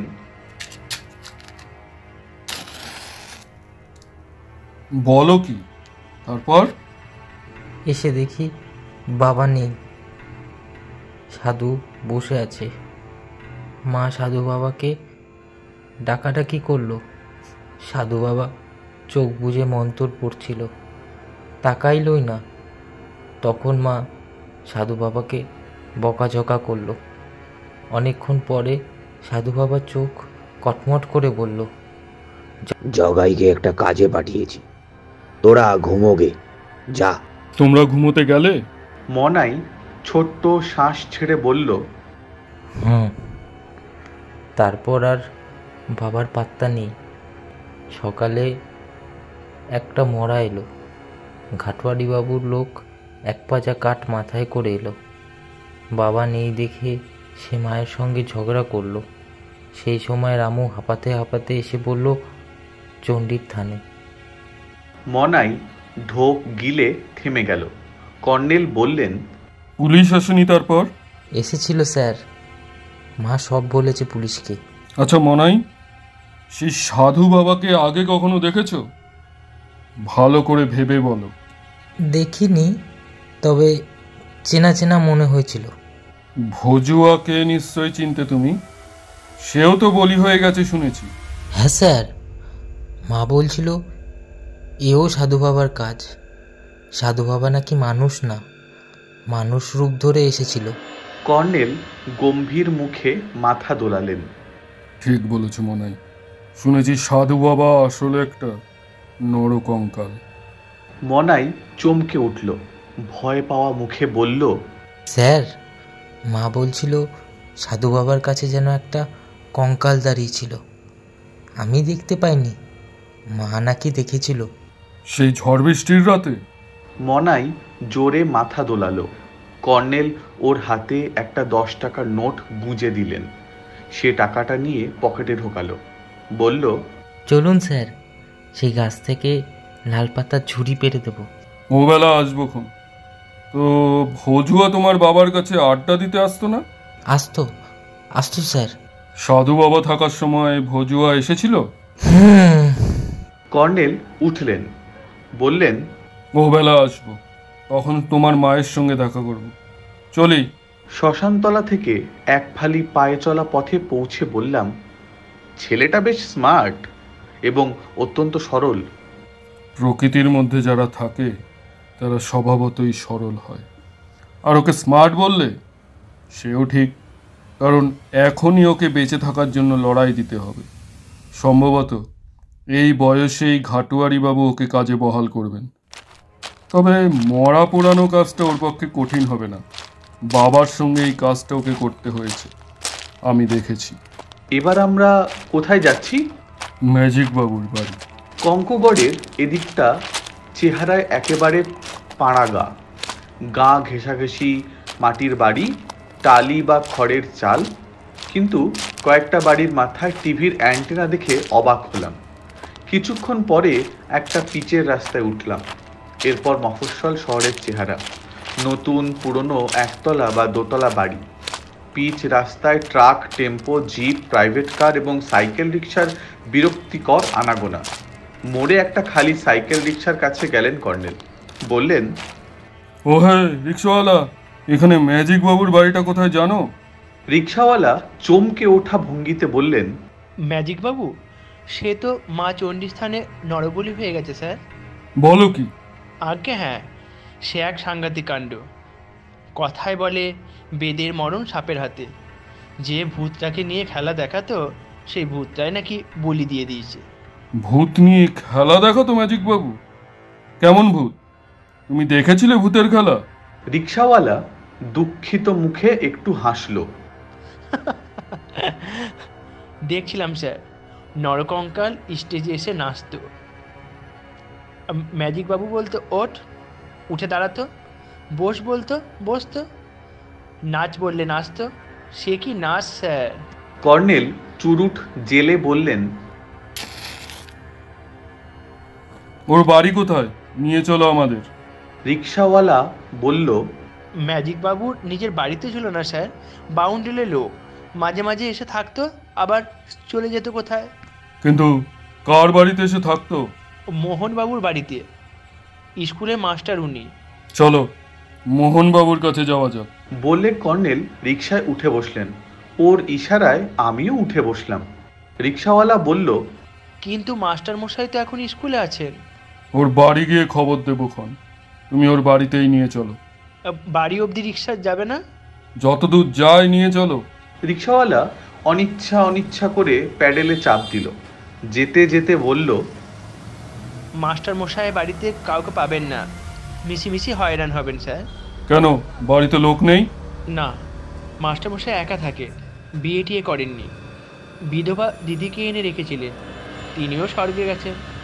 ম্যাজিক বাবুর সঙ্গে নিশ্চয়ই কোনো সম্পর্ক ছিল মাস্টার মশাইয়ের। শুনেছি পিস্তুত না মাস্তুত ভাই ওরা। পিচ রাস্তা ছেড়ে খোয়া ঢাকা এবড়ো থেবড়ো ঘিঞ্জি গলি রাস্তায় এগোচ্ছিল রিক্সা। এক সময় নিরিবিলি একটা জায়গায় পৌঁছালাম। কাছাকাছি বাড়ি নেই, শুধু জরা জীর্ণ ছোট ছোট মন্দির আর পোড়ো ভিটে। জঙ্গল গজিয়ে আছে চারিদিকে। সংকীর্ণ রাস্তাটা সোজা এগিয়ে গেছে। একধারে রিক্সা দাঁড় করিয়ে রিক্সাওয়ালা বলল, আর যাওয়া যাবে না স্যার, এই যে পায়ে চলা রাস্তা দেখতে পাচ্ছেন, সিধে গিয়ে বাঁ দিকে তাকাবেন, মাস্টার মশাই বাড়ি দেখতে পাবেন। আমরা নামলে সে রিক্সা ঘুরিয়ে একটু হেসে বলল, মাস্টার মশাইকে খবর দেওয়ার লোক পাবেন কি? দেখুন, বরঞ্চ আমাকে 2 টাকা বাড়তি দিলে স্কুলে খবর দেব, আপনাকেও ফেরত নিয়ে যাব। কর্নেল ওকে 5 টাকার নোট দিয়ে বললেন, দরকার নেই, আমি লোক খুঁজে নেব। রিক্সাওয়ালা এতক্ষণে সন্দিগ্ধ মুখে আমাদের দিকে তাকাতে তাকাতে রিক্সার সিটে উঠল।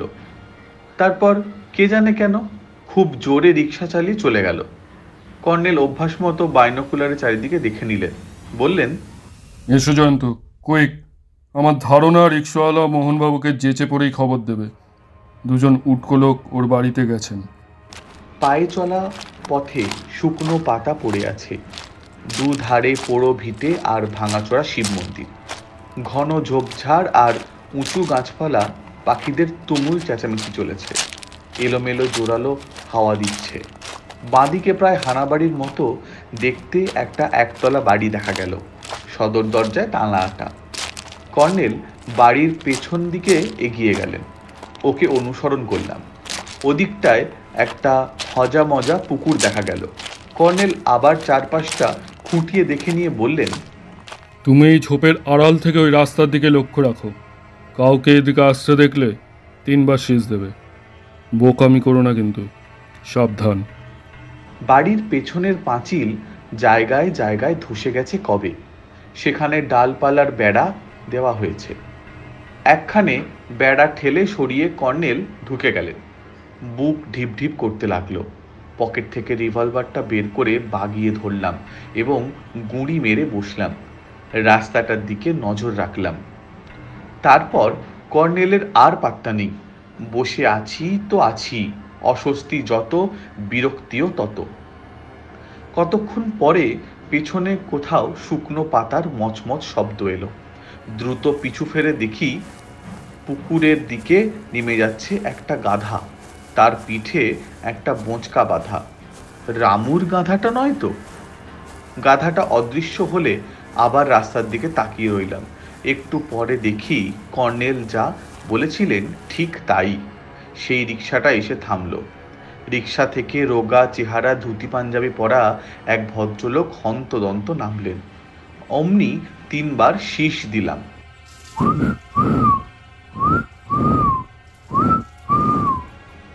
এতক্ষণে কর্নেল বেড়া গলে বেরিয়ে এলেন। চাপা স্বরে বললেন, কেটে পড়া যাক, চলে এসো। আমরা গুড়ি মেরে পুকুরের দিকে এগিয়ে গেলাম। পুকুরের 4 পাড়ে ঘন জঙ্গল, তলায় দামে ঢাকা খানিকটা জল। গাধাটা পিঠে বোঁচকা নিয়ে অদ্ভুত ভঙ্গিতে জলজ ঘাস খাচ্ছে। কর্নেল গাধাটার দিকে প্রায় দৌড়ে গেলেন। ওর এই পাগলামি দেখে হতভম্ব হয়ে দাঁড়িয়ে গেলাম। উনি কাছে যেতেই গাধাটা এক লাফে পুকুরের ধারে ধারে নড়বড় করে দৌড়াতে থাকলো। কর্নেল তাড়া করলেন। গাধাটা পাড়ের জঙ্গল ফুঁড়ে উধাও হয়ে গেল এবং কর্নেলও। অগত্যা আমাকেও দৌড়াতে হলো। পাশের জঙ্গলে ঢুকেছি। পেছন থেকে চেরা গলায় হাঁক ডাক ভেসে এলো, চোর চোর চোর চোর, ধর ধর ধর ধর ধর, চোর এসছে, চোর। একবার ঘুরে দেখে নিলাম সেই রিক্সাওয়ালা আর সম্ভবত মোহন মাস্টার মশাই দৌড়ে আসছেন। কেলেঙ্কারিতে পড়া গেল দেখছি। জঙ্গল পেরিয়ে গিয়ে দেখলাম কর্নেল বা গাধা কেউই নেই। হলুদ ফুলে ঢাকা সর্ষে আর সবুজ ধানক্ষেত এদিকটায়, ডান দিকে পোড়ো ভিটে আর ভাঙাচোরা মন্দির। লুকিয়ে পড়ার জন্য সেদিকটায় দৌড়ে গেলাম। পেছনের চেঁচামেচি ততক্ষণে বন্ধ হয়ে গেছে। হাঁপাতে হাঁপাতে একটা ভাঙা শিব মন্দিরের আড়ালে গিয়ে গুঁড়ি মেরে বসলাম।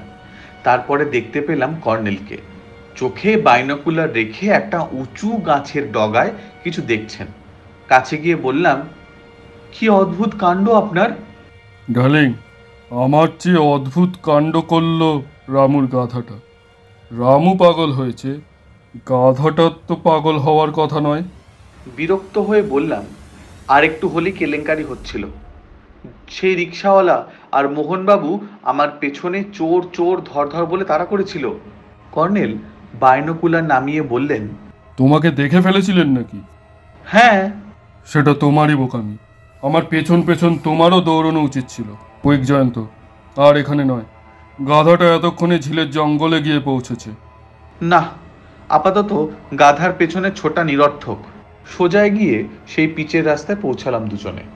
তারপর একটা খালি সাইকেল রিক্সা দাঁড় করিয়ে কর্নেল বললেন, জমিদার বাড়ি, তাড়াতাড়ি চলো ভাই। আকার প্রকারে মনে হচ্ছিল এসব বাড়িকেই হয়তো এক সময় বলা হতো 7 মহলা পুরী, কিন্তু এখন হতশ্রী অবস্থা। দেউড়ি আছে এবং মাথায় 2টো সিংহও আছে, কিন্তু সিংহের পেট ফুঁড়ে অশ্বত্থ চারা গজিয়েছে। দারোয়ান থাকার কথা নয়। দুধারে পাম গাছ এবং এবড়ো থেবড়ো এক ফালি রাস্তা। পটিকোর তলায় গিয়ে রিক্সা থেকে দুজনে নামলাম। তারপর হল ঘরের দরজায় দীপককে দেখলাম। বলল, আসুন আসুন, ওপর থেকে আপনাদের দেখতে পেলাম। আবার কোনো গন্ডগোল হয়নি তো? কর্নেল বললেন, না, তোমার বাবা আছেন? বাবা তো স্কুলে গেলেন একটু আগে। ম্যানেজিং কমিটির মিটিং আছে, উনি তো কমিটির সেক্রেটারি। ভেতরে আসুন। হল ঘরে ঢুকে কর্নেল বললেন, হালদার মশাইয়ের খবর কি? দীপক হাসল। ব্রেকফাস্ট করে বেরিয়েছেন। অদ্ভুত মানুষ।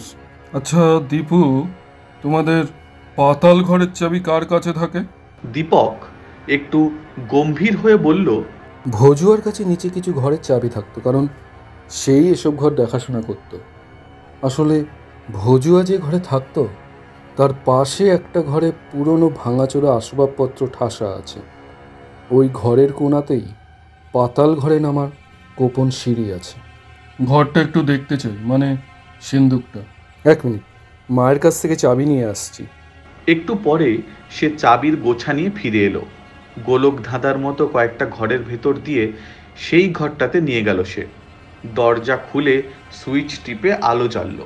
আবর্জনার মতো পুরনো চেয়ার, টেবিল, খাট ইত্যাদির স্তূপে ঘরটি ভরা। এক কোণে কাঠের আলমারি দাঁড় করানো আছে।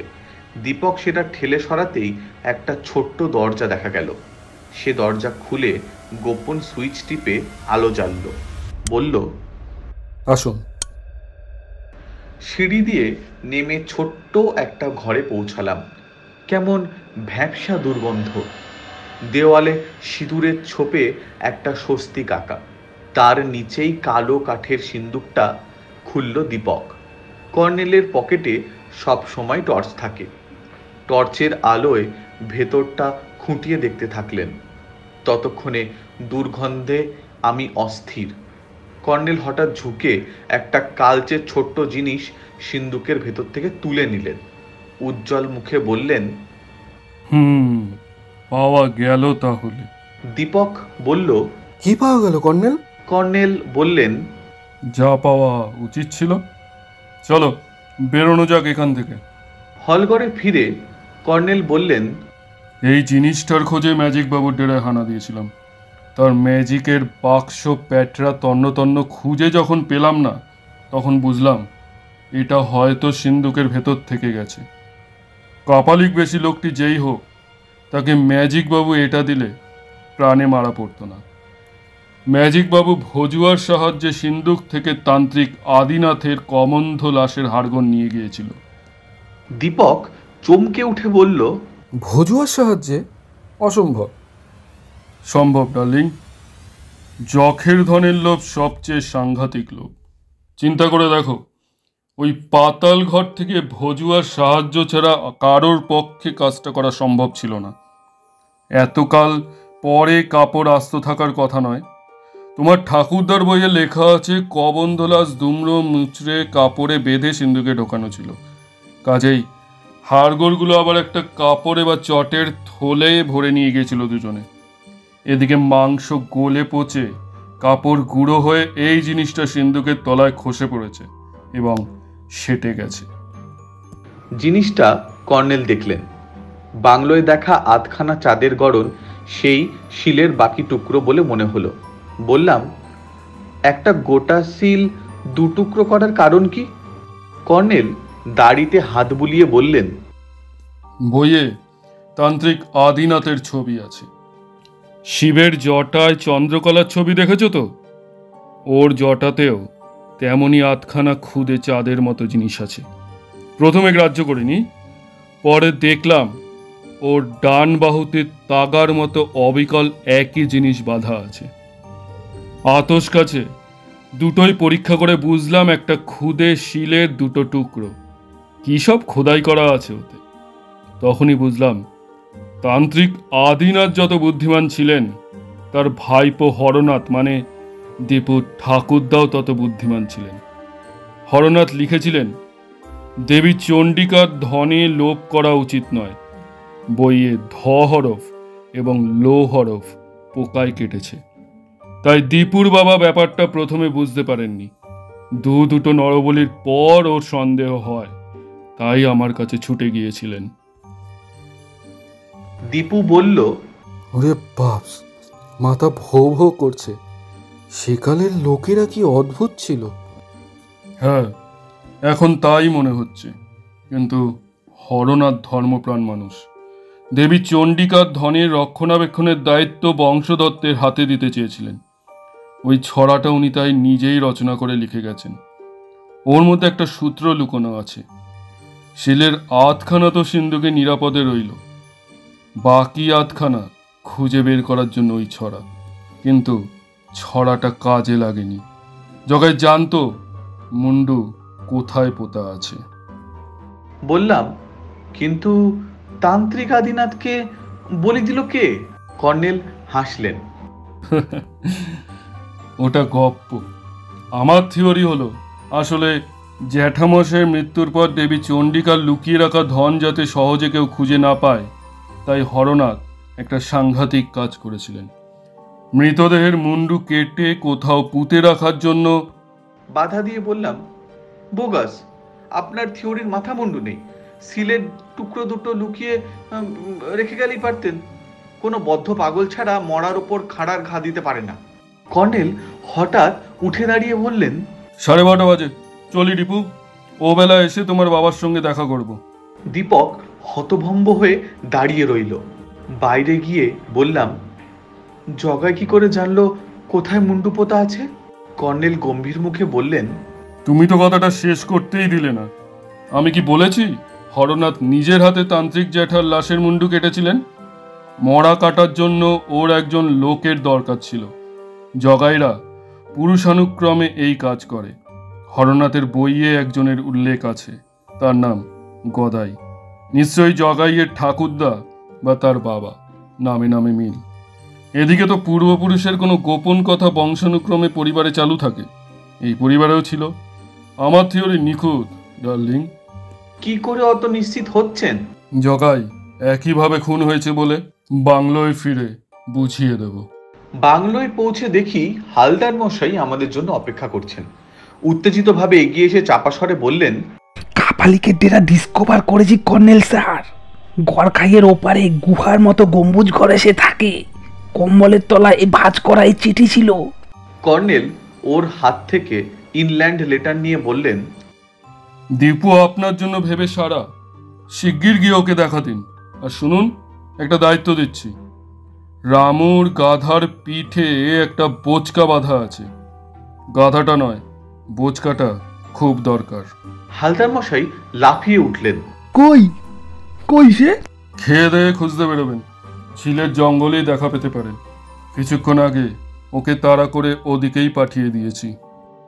প্রাইভেট ডিটেকটিভ সবেগে উধাও হয়ে গেলেন। খাওয়া দাওয়ার পর কর্নেল ইনল্যান্ড লেটার পড়ে আমাকে দিলেন।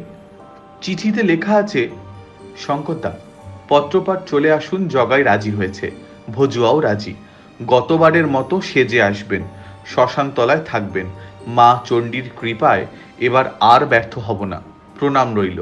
ইতি। নাম ঠিকানা ইংরেজিতে লেখা, Shri S.N. Bhattacharya, care of Joychandi Opera, 33/1 Thakurpara lane, Kolkata 5।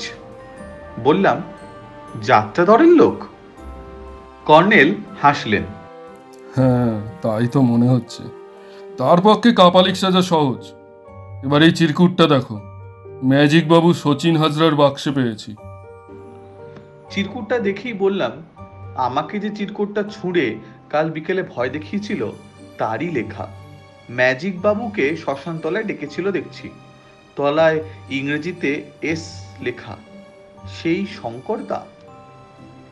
হ্যাঁ, জগাইকে দিয়ে খবর পাঠিয়েছিল। এসে গেছি। যাই হোক, এবার ব্যাপারটা বুঝিয়ে দিই।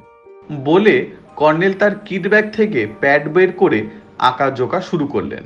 তারপর বললেন, এটা একটা অল্টারনেটিভ বুঝ। এ বিন্দু ভজুয়া, বি বিন্দু জগাই এবং সি বিন্দু ম্যাজিক বাবু সচিন হাজরা।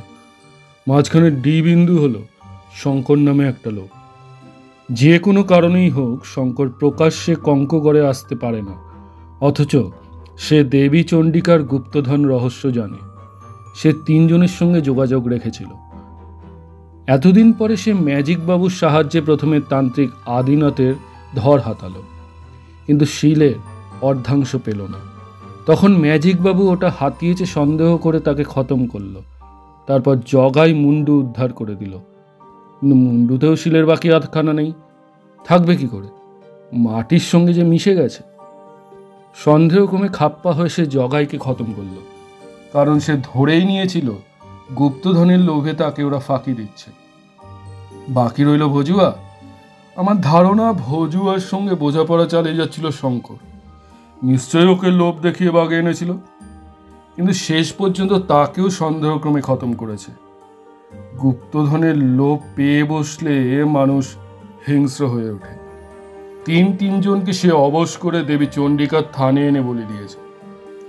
দিক বিদিক জ্ঞান শূন্য হয়ে প্রতিহিংসা চরিতার্থ করেছে, কিন্তু সে আশা ছাড়েনি। দীপুর বাবা গোয়েন্দা এনেছেন কলকাতা থেকে, সে জেনে গিয়েছে, তাই ভেবেছে গোয়েন্দার উপর বাটপাড়ি করবে। আসলে আমাদের হালদার মশাই অতি উৎসাহে, ঠিক তোমার মতোই। বাধা দিয়ে বললাম, জ্যান্ত কঙ্কাল চোখের সামনে নাচতে দেখলে মাথা ঠিক থাকে না। কর্নেল সেই কালো আধখানা শিলটা লোশন দিয়ে পরিষ্কার করতে থাকলেন। বললেন, আজ পূর্ণিমা, আজ রাতে আবার কঙ্কালের নাচ দেখাবো তোমাকে, শিওর। দুপুরে আমার ভাত ঘুমের অভ্যাস আছে। কিছুক্ষণ পরে কর্নেলের ডাকে ঘুমটা ভেঙে গেল। কর্নেল শিলের টুকরো দুটো জোড়া দিয়েছেন। বললেন, এক পিঠে দেবী চণ্ডিকার রণমূর্তি, অন্য পিঠে শুধু স্বস্তিক চিহ্ন। ব্যাপারটা বোঝা যাচ্ছে না। গুপ্তধনের সূত্র কোথায়? দেবী চণ্ডিকা আর স্বস্তিকা? একটু পরে চোখ খুলে সোজা হয়ে বসলেন। বললাম, গুপ্তধনটা গুলতাপ্তি নয় তো? কিছুই বলা যায় না। যাকে চলো বেরোনো যাক। গুপ্তধনের খোঁজে? না, থানায়। থানায় যেতে আমার ভালো লাগে না, আপনি যান। কর্নেল উঠে দরজার কাছে গিয়ে বললেন, ঠিক আছে, বরং তুমি রামুর গাধাটা ধরতে হালদার মশাইকে সাহায্য করতে পারো। ওই দেখো, ঝিলের দক্ষিণের ঘাটে হালদার মশাই ওত পেতে বসে আছে। বারান্দায় গিয়ে দেখি সত্যিই তাই। হালদার মশাই ঘাটের পাশে একটা ঝোপের ধারে বসে আছেন। গাধাটা দেখতে পেলাম না। কর্নেল চলে যাওয়ার পর রঘুলালকে ঘরের দিকে লক্ষ্য রাখতে বলে বেরিয়ে পড়লাম। নিচের রাস্তায় নেমেছি। হালদার মশাইয়ের চিৎকার শোনা গেল, জয়ন্ত বাবু, জয়ন্ত বাবু, গাধা গাধা! পিঠে বোচকা বাঁধা। গাধাটা জঙ্গল ফুঁড়ে ছুটে আসছিল। আমি দুহাত তুলে এগিয়ে যেতেই ঝিলের ঢালে নেমে গেল। তারপর দিব্যি জলজ ঘাসের দিকে মুখ বাড়ালো। আমি রঘুলালকে ডাকলাম, সেও দৌড়ে এলো। বললাম, গাধাটা ধরতে হবে, বকশিস পাবে রঘুলাল। হালদার মশাই থমকে দাঁড়িয়ে বললেন, গাধা কয় আর কারে? রঘুলাল একটা মজার কাজ পেয়ে গেল যেন। সে বলল, চেঁচামেচি না করে 3 জনে 3 দিক থেকে ঘিরে ধরতে হবে স্যার। রামু গাধাটা খুব বদমাস, লাঠি ছুটতে পারে। হালদার মশাই বললেন, দড়ি লাও রঘুলাল, আমার কাছে দড়ি আছে। রঘুলাল দড়ি নিয়ে পা টিপে টিপে এগোলো। বললাম, দড়ি নিয়ে বেরিয়েছিলেন নাকি?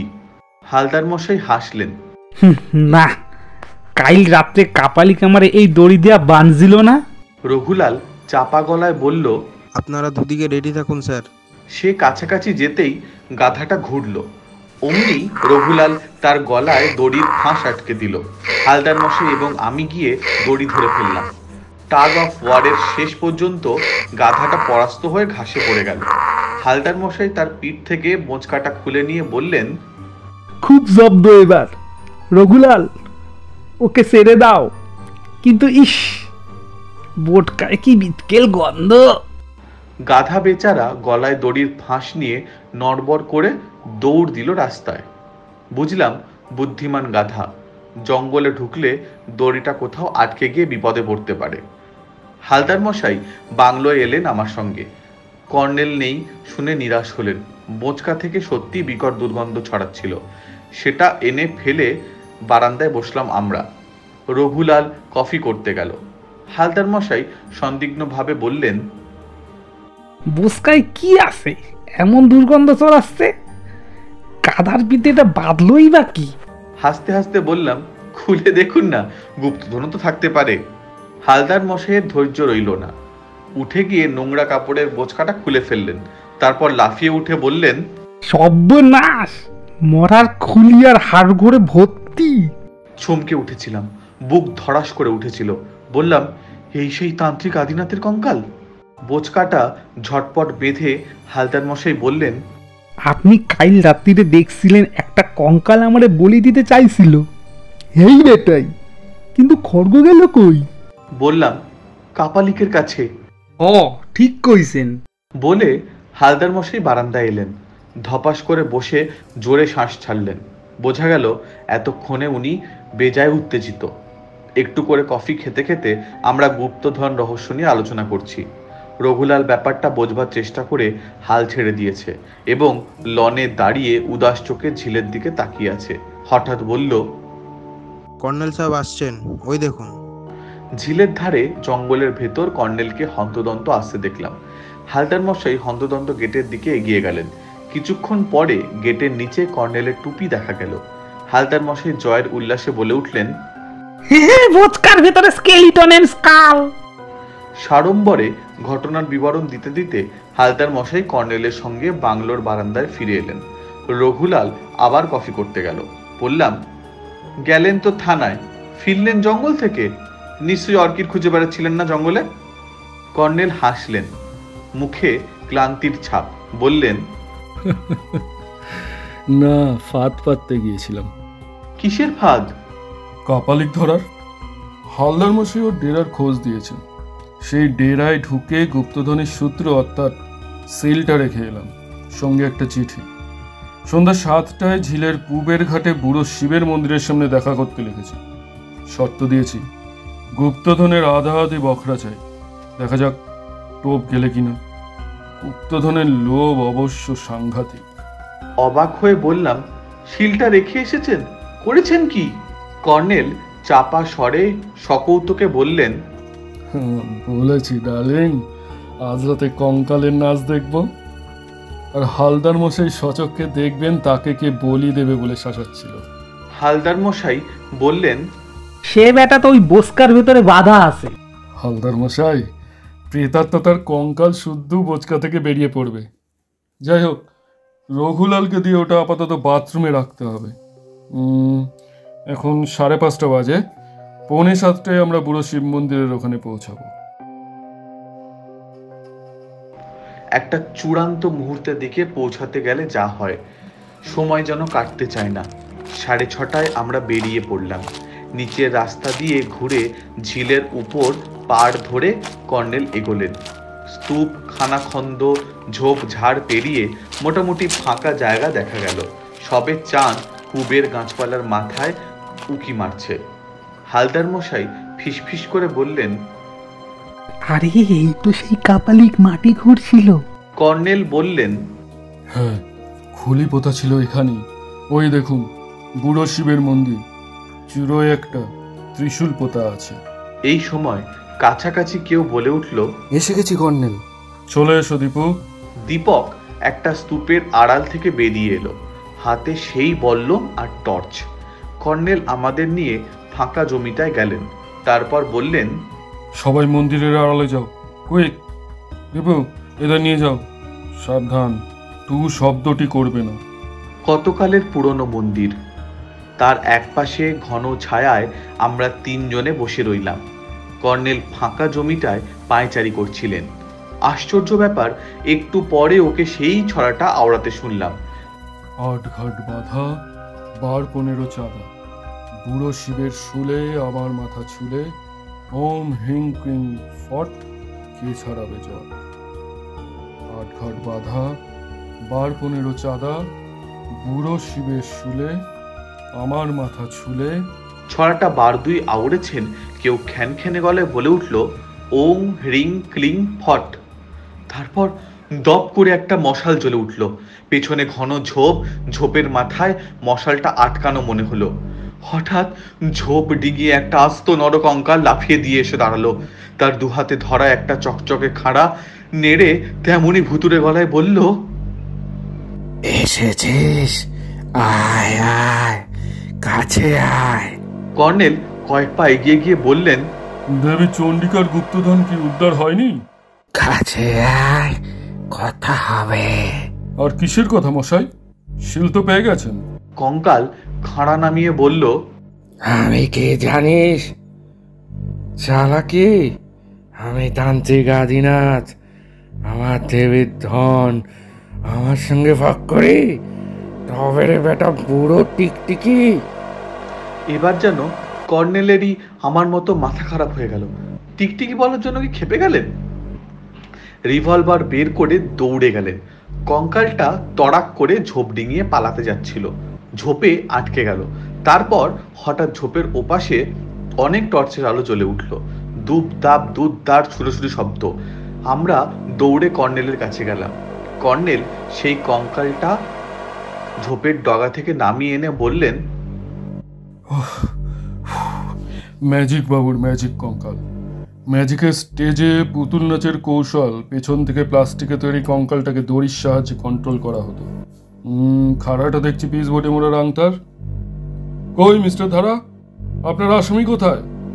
ঝোপের পেছন থেকে সাড়া এলো, বড্ড বেয়ারা আসামি, 1 মিনিট কর্নেল। তারপর সদল বলে বেরিয়ে এলেন সত্যিকার খাঁড়া হাতে এক দারোগা বাবু। তার পেছনে কনস্টেবলরা লাল কাপড় পরা এক কাপালিককে বেঁধে নিয়ে এলেন। দারোগা বাবু বললেন, খাড়াটা দেখেছেন? হাতে এটা ছিল বলেই অ্যারেস্ট করতে একটু দেরি হলো। কর্নেল কাপালিকের জটা জুতো এবং গোফ দাড়ি হ্যাঁচকা টানে খুলে দিয়ে টর্চ জেলে বললেন, দেখো তো দীপু, লোকটাকে চিনতে পারো কিনা? এ কি শঙ্কর কাকা না? হ্যাঁ, তোমার বাবার জ্ঞাতি ভাই শঙ্করনাথ ভট্টাচার্য। তোমাদের বাড়ি থেকে 5,000 টাকা চুরি করে পালিয়েছিল। তুমি তখন আসানসোলে কলেজ স্টুডেন্ট। তোমার বাবার কাছে জেনে নিও কি সাংঘাতিক আর জঘন্য চরিত্রের লোক এই শঙ্করনাথ। মিস্টার ধারা, আসামি নিয়ে থানায় চলুন, আমি পরে দেখা করব। দারোগা বাবু এবং কনস্টেবলরা আসামি নিয়ে চলে গেলেন। হালদার মশাই কঙ্কালটা পরীক্ষা করছিলেন। খিখি করে হেসে বললেন, কি কাণ্ড! আমি ভাবছিলাম ভুস্কার ভেতর দিয়ে। বললাম, কিন্তু ওই অদ্ভুত ছড়াটার মানে কি? কর্নেল বললেন, ওই দেখো, 12-15 চাঁদা উঠেছে। বুড়ো শিবের ত্রিশূলের ছায়া কোথায় পড়েছে লক্ষ্য করো। ওখানে খুলিটা পোতা ছিল। গোড়া থেকে বুঝিয়ে দিই, 8 ঘাট বাঁধা নয়, কথাটা হলো 8 ঘাট বাঁধা। এই ঝিলের চারদিকে বাঁধানো ঘাট আছে। বুড়ো শিবের মন্দির তো দেখতেই পাচ্ছ। 12-15 চাঁদ মানে 12 নম্বর মাস, অর্থাৎ চৈত্র মাস। 15 হচ্ছে চাঁদে পঞ্চদশী তিথি। তার মানে চৈত্র মাসে পূর্ণিমার চাঁদ যখন বুড়ো শিবের ত্রিশূলের মাথায় দেখা যাবে, ত্রিশূলের ছায়া যেখানে পড়বে সেখানেই খুলি পোতা আছে। তা ছড়ায় আছে বুড়ো শিবের শুলে, আমার মাথায় ছুলে। কিন্তু চূড়ার জট ছাড়ানোর আগেই জগাই খুলির খোঁজ দিয়েছিল শঙ্করনাথকে। গুপ্তধনের কি হলো? তুমি ভুলে গেছো জয়ন্ত? পাতাল ঘরের দেওয়ালে আমরা সিঁদুরে আঁকা স্বস্তিকা চিহ্ন দেখেছি। শিলের এক পিঠে স্বস্তিকা আছে, অন্য পিঠে দেবী চন্দ্রিকার মূর্তি। ওই মূর্তিটাই গুপ্তধন, প্রায় 1 কেজি ওজনের সোনার দেবী মূর্তি। থানায় খবর দিয়ে দীপুদের বাড়ি গিয়ে গুপ্তধন উদ্ধার করেছি। স্বস্তিকা আঁকা ছিল যেখানে, সেখানে খুঁড়তেই সোনার মূর্তি পাওয়া গেল। কাজেই শিলটা শঙ্করনাথের ডেরায় রেখে এসেছিলাম, ওটাই ফাঁদ। বুঝলে তো? হালদার মশাই উদাস চোখে চাঁদ দেখছিলেন। বললেন, চলেন কর্নেল স্যার, বাংলোয় গিয়ে বোস কাটা দেখা দরকার। কর্নেল কঙ্কালটা দিব্যি ভাঁজ করে গুটিয়ে বললেন, বোচকা আছে। শঙ্করনাথ তান্ত্রিক আদিনাথের কঙ্কাল আর খুলিতে শিল না পেয়ে খাপ্পা হয়ে ওটা রামুর গাধার পিঠে বেঁধে দিয়েছিল। কিন্তু গাধাটাকেই কাজে লাগাতে হলে রামুকে ভয়ে দেখিয়ে ঘাট থেকে তাড়ানো দরকার ছিল। তাই ম্যাজিক বাবুর কঙ্কাল দেখিয়ে বেচারাকে ভাগিয়ে দেয়। আজ তো কঙ্কালের নাচ দেখে রামুর পাগল হওয়া স্বাভাবিক, তবে এবার ওকে সুস্থ করা যাবে।